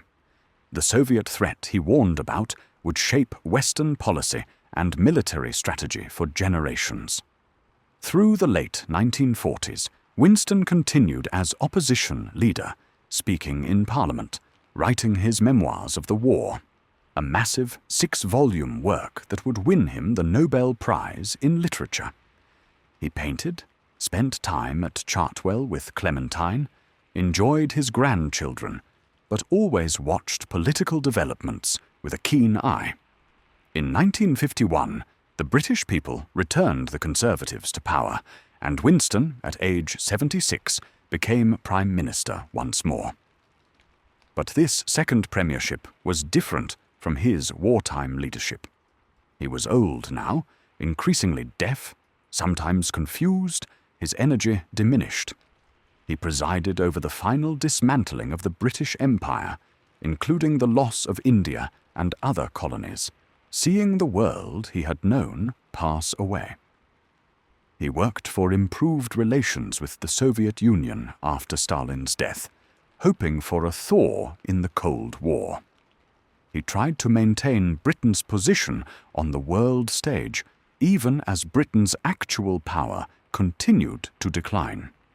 He dealt with the Suez Crisis, awkwardly, trying to navigate between Britain's imperial past and its diminished present.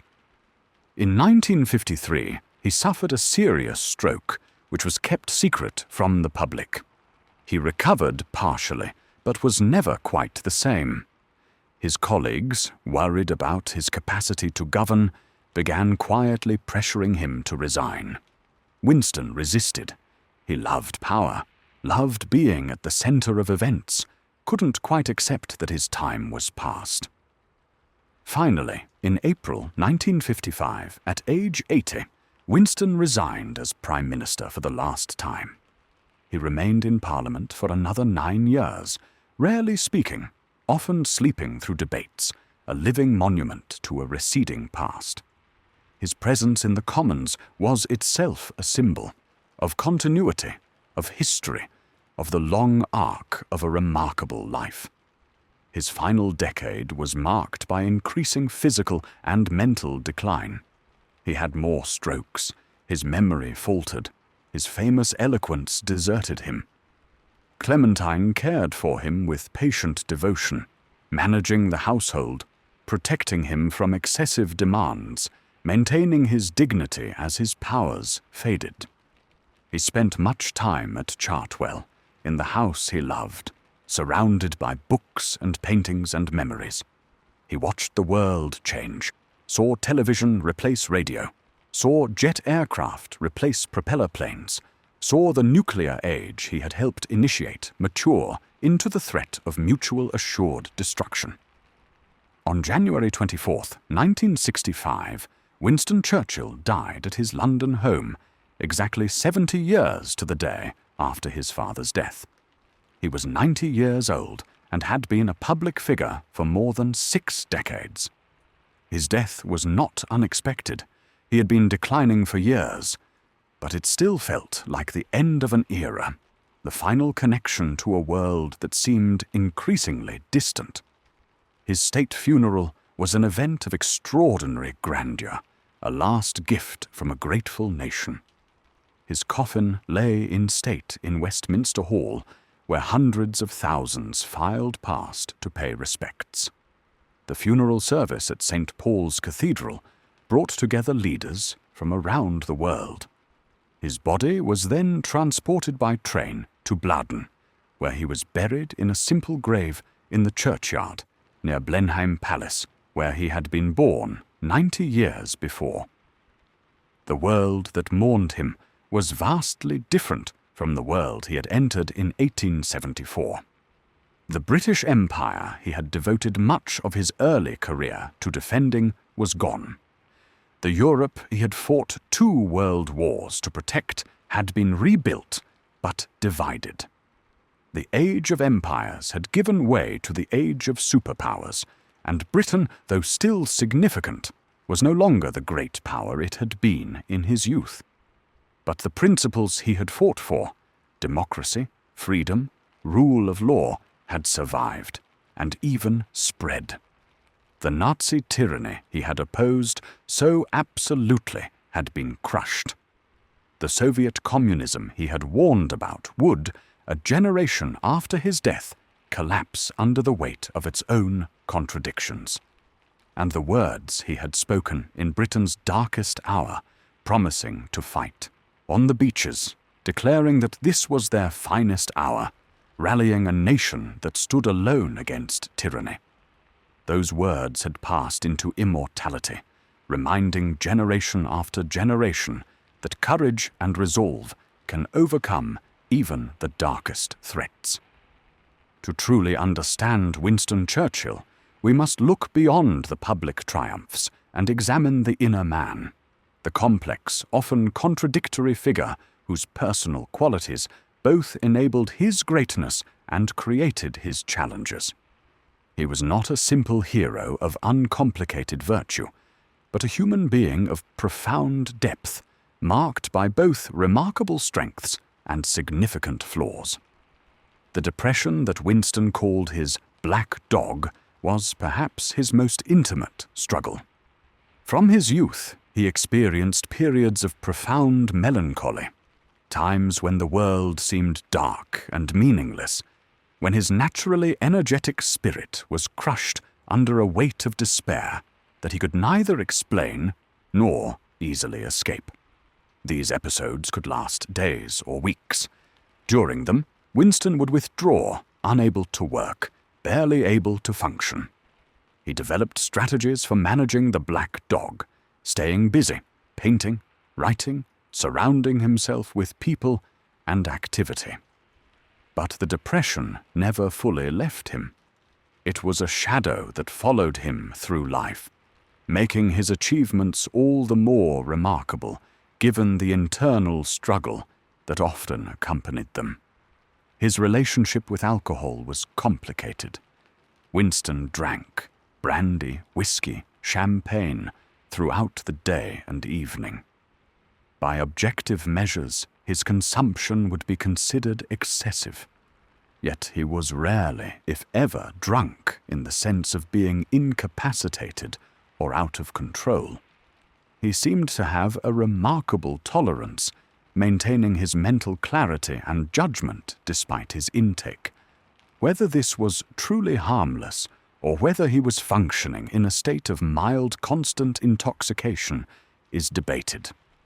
What's clear is that he believed alcohol helped him work, helped him think, helped him manage the stress and depression that plagued him. It was part of his routine, his method, as essential to his process as his cigars or his afternoon naps. His work habits were legendary and exhausting for everyone around him. He worked through meals, through weekends, through holidays. He dictated correspondence while bathing, continued meetings while dressing, thought nothing of summoning subordinates at any hour of day or night. He expected everyone to match his energy and commitment, and was impatient with those who couldn't or wouldn't. His staff both admired and feared him. He could be charming and generous, genuinely concerned for their welfare. But he could also be demanding to the point of unreasonableness, irascible when crossed, petty when his wishes were thwarted. Working for Winston was prestigious and exciting, but it was never easy.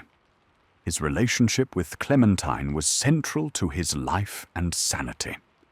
She was his anchor, the one person who could tell him hard truths, who could calm him when agitated, who could lift him when depressed. Their marriage had its strains, his impossible working hours, his self-absorption, his difficult temperament. But it was fundamentally strong, based on genuine love and mutual respect.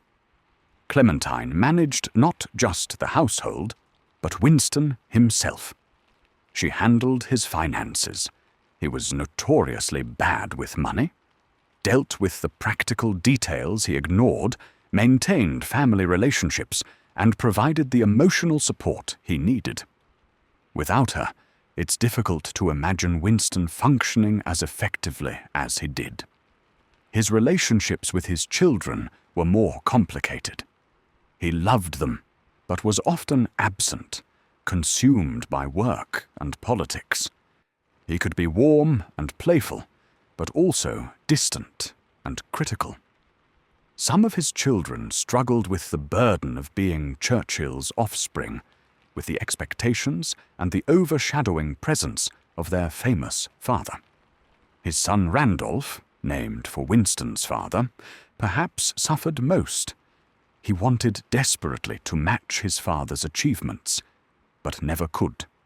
He drank too much, fought with everyone, made enemies where Winston had made allies.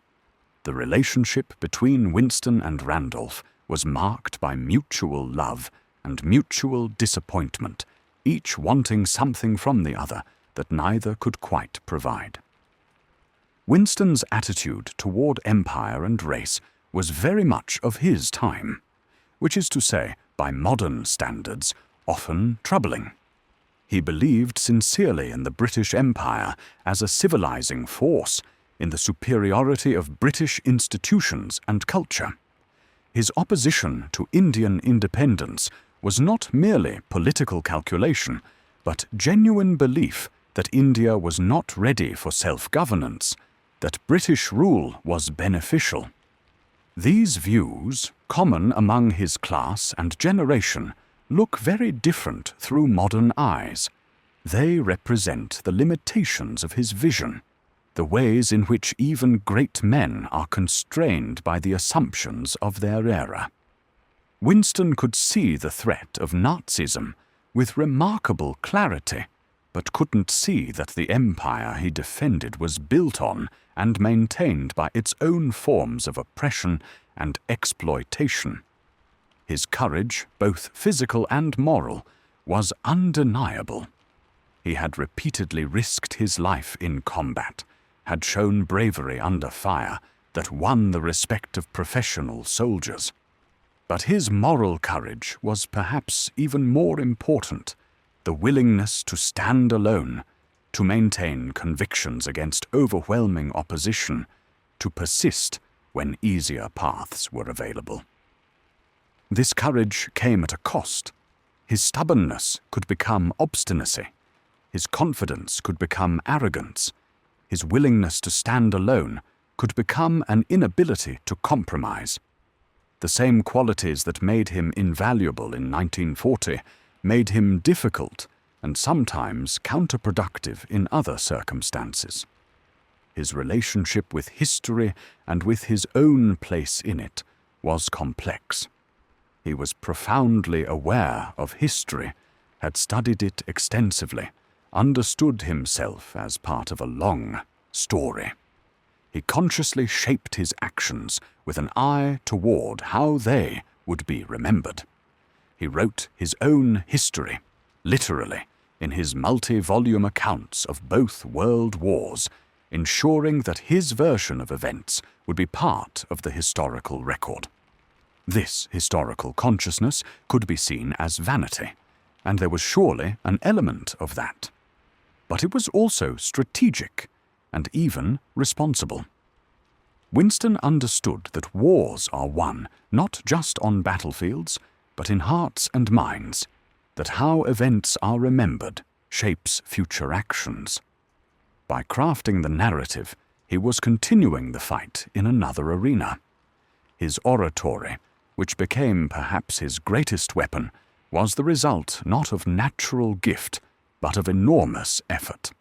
He worked on his speeches meticulously, writing them out, rehearsing them, timing them. The apparent spontaneity was actually the result of a careful preparation. The stirring phrases that seemed to flow naturally had been crafted and polished, tested and refined. This worked because Winston understood the power of words, understood that in a democracy, in a crisis, the leader's ability to articulate and inspire was as important as any military strategy. His speeches during the war were not mere propaganda. They expressed genuine emotion and conviction. But they were also carefully constructed pieces of rhetoric designed for maximum effect. His imagination was both a strength and a weakness. He could envision possibilities that others couldn't see, could think strategically and creatively about complex problems. But his imagination could also run away with him, leading him to advocate for schemes that were impractical or dangerous. The trick for those working with him was to harness his imaginative energy while gently steering him away from his wilder ideas. The tragedy of Gallipoli, the failure that haunted him his entire life, was in many ways a failure of imagination run amok. The concept wasn't absurd.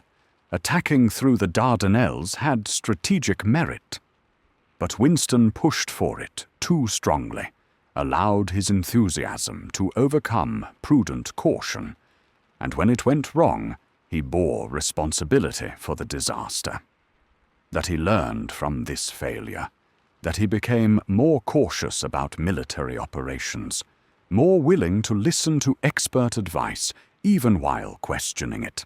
This was a testament to his capacity for growth. He never stopped taking risks, never stopped pushing for action. But he tempered his natural impetuosity with lessons painfully learned.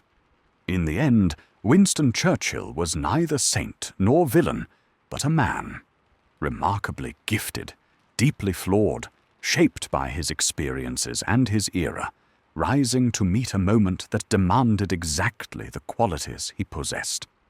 He was difficult and often wrong, but at the crucial moment he was also magnificently right. He was vain, and yet genuinely serving something larger than himself. He was a man of the past who preserved the possibility of the future. Understanding him requires holding these contradictions together, resisting the temptation either to whitewash his flaws or to diminish his achievements. He was who he was, and what he was when Britain needed it most was exactly the leader the moment required. Winston Churchill's greatest weapon was not military strategy or political maneuvering, but words. His speeches during Britain's darkest hours became the voice of resistance, the articulation of a nation's determination not to surrender. To understand his impact, we must look at how he used language, how he crafted phrases that would echo through history. His oratory was rooted in a deep love of the English language. From his youth, when he educated himself through reading the great Victorian prose stylists, Winston absorbed rhythms and patterns, learned how words could be arranged for maximum impact. He studied great speeches, analyzing what made them work, understanding that effective oratory was part logic, part emotion, part music. When he crafted a speech, Winston worked with painstaking care. He would dictate draft after draft, revising and refining, testing phrases aloud, listening for rhythm and resonance. He used techniques drawn from classical rhetoric, repetition, parallel structure, building toward crescendo. He mixed short, punchy sentences with long, rolling periods. He deployed metaphor and allusion, drawing on biblical language, Shakespeare, and the rich tradition of English literature. But the craft served authentic emotion. Winston's wartime speeches worked because they were genuine. He truly believed Britain would never surrender. He truly felt the gravity of the moment. The words were carefully chosen, but the sentiment behind them was real. This authenticity resonated with listeners who could sense the difference between propaganda and truth. Consider his first speech as Prime Minister, delivered to Parliament on May 13, 1940. "I have nothing to offer but blood, toil, tears, and sweat." 4 simple nouns, each representing a different aspect of the struggle ahead. The phrase was stark, honest, refusing the easy comfort of false promises. It prepared the nation for hardship, while also inspiring them with its directness and courage. The Finest Hour speech, delivered on June 18, 1940, as France fell and Britain stood alone, captured the moment with perfect pitch. After explaining the military situation honestly, acknowledging the danger, Winston built to his conclusion. "Let us therefore brace ourselves to our duties, and so bear ourselves that if the British Empire and its Commonwealth last for 1,000 years, men will still say, 'This was their finest hour.'" The phrase, "their finest hour," has become so famous that we can forget how powerful it was in context. Winston was telling people facing possible invasion, probable bombing, potential defeat, that this moment of maximum danger was also a moment of maximum meaning. He was transforming fear into purpose, danger into opportunity for greatness. The "We shall fight" speech after Dunkirk became perhaps his most famous. The repetition of "We shall fight" on beaches, on landing grounds, in fields, in streets, in hills, built to an overwhelming sense of determination. The rhythm was martial, almost hypnotic. And then the final clause about the Empire continuing the fight, even if the island fell, but expressed with the certainty that it wouldn't fall. What made these speeches so effective wasn't just their construction, but their timing and delivery. Winston understood that words had to match the moment. In the desperate summer of 1940, the nation needed truth-telling combined with resolve, acknowledgement of danger combined with certainty of eventual triumph. This is what Winston gave them. His delivery also mattered. Winston's voice, with its slight lisp and particular cadences, became instantly recognizable. He spoke slowly, carefully, letting words land with weight. He used pauses dramatically, building tension and emphasis.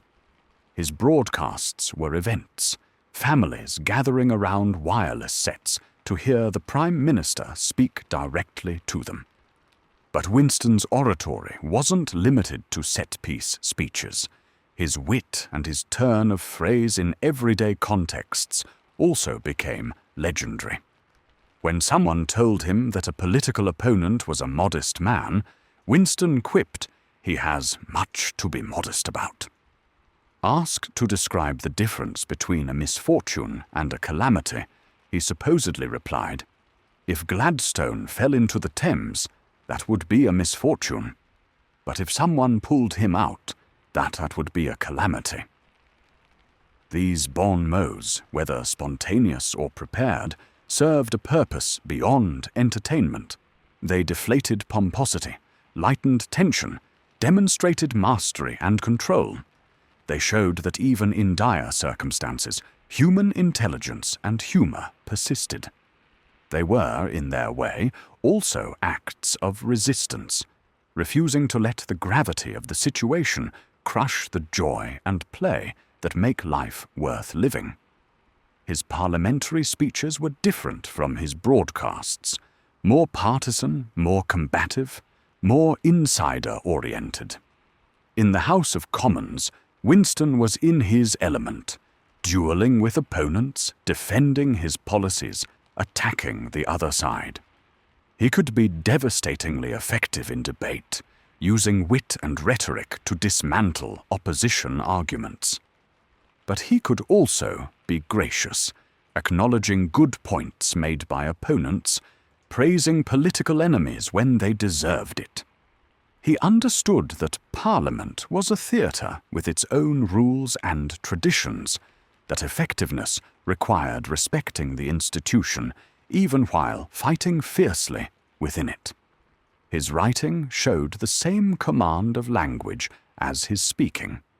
His histories and memoirs are massive works, running to thousands of pages, but they're rarely boring. He had a gift for narrative, for making events clear and compelling, for drawing readers into the story. His prose could be ornate, especially in his earlier works, but it was always vigorous, always moving forward. The Nobel Prize in Literature, which he won in 1953, recognized not just one work, but his entire corpus: the history of World War II, the biography of Marlborough, his earlier military memoirs, his historical works. The citation praised his mastery of historical and biographical description, as well as for brilliant oratory in defending exalted human values. This recognition of his literary achievement alongside his political career was appropriate. Winston saw himself as both man of action and man of letters. He had supported himself through writing for decades. He believed in the power of the written and spoken word to shape events, to inspire action, to preserve memory. Late in life, when his powers of speech failed, when the eloquence that had been so central to his identity deserted him, it was a particularly cruel blow. He struggled to find words, lost his train of thought, became frustrated and embarrassed. The weapon that had served him so well was taken from him, leaving him in a silence that must have felt like exile. But the words he had already spoken lived on. They were recorded, transcribed, published, studied. They became part of the cultural inheritance of the English-speaking world. Generations who never heard Winston speak have nonetheless encountered his phrases, his rhythms, his way of expressing courage and determination. Never in the field of human conflict was so much owed by so many to so few. This was their finest hour. We shall never surrender. These phrases have passed into the language itself, available to be quoted in contexts Winston never imagined, carrying forward the spirit they originally expressed. Winston understood that he was speaking not just to his immediate audience, but to history. He was crafting a narrative, creating a story of British resistance that would shape how the war was remembered. He was successful. The popular memory of World War II in Britain largely follows the arc Winston established in his speeches. Alone but defiant, enduring the Blitz with determination, eventually victorious through courage and resolve. This narrative simplifies a more complex reality, but it's not false. Britain did stand alone for a time. The people did endure. The outcome was never certain, but was achieved through tremendous sacrifice and determination. Winston's words both described and helped create this reality, giving voice to what people felt and wanted to believe about themselves. In the end, Winston's oratory mattered because it served truth and purpose. He used language not merely to manipulate or deceive, though he certainly understood how words could be used for these ends.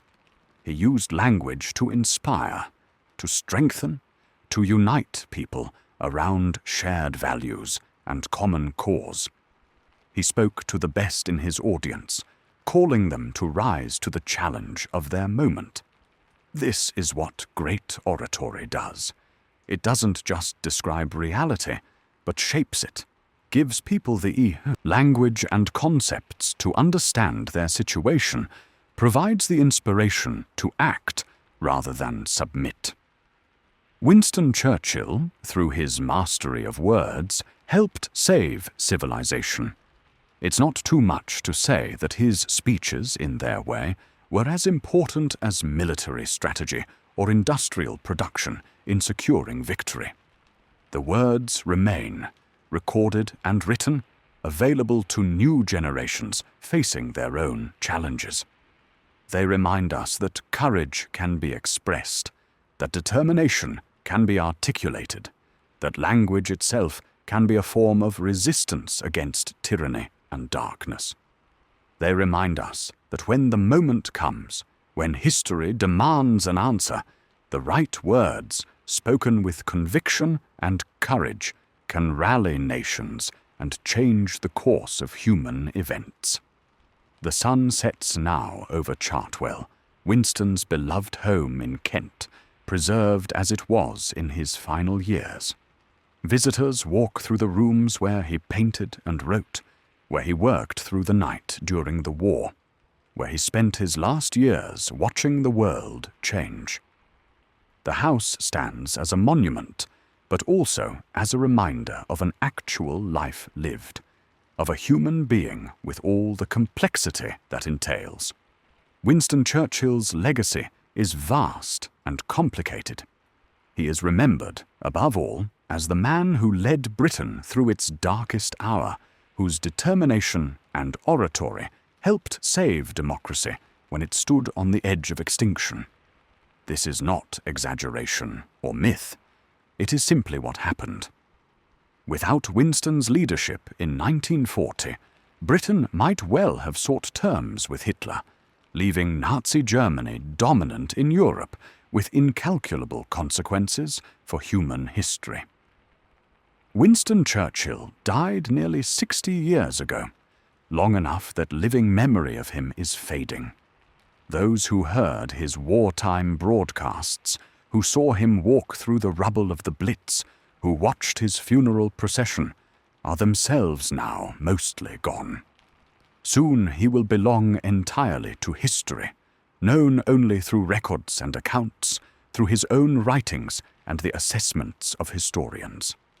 The story ends here, but the legacy continues in every defense of democracy, in every refusal to surrender to tyranny, in every act of courage against overwhelming odds.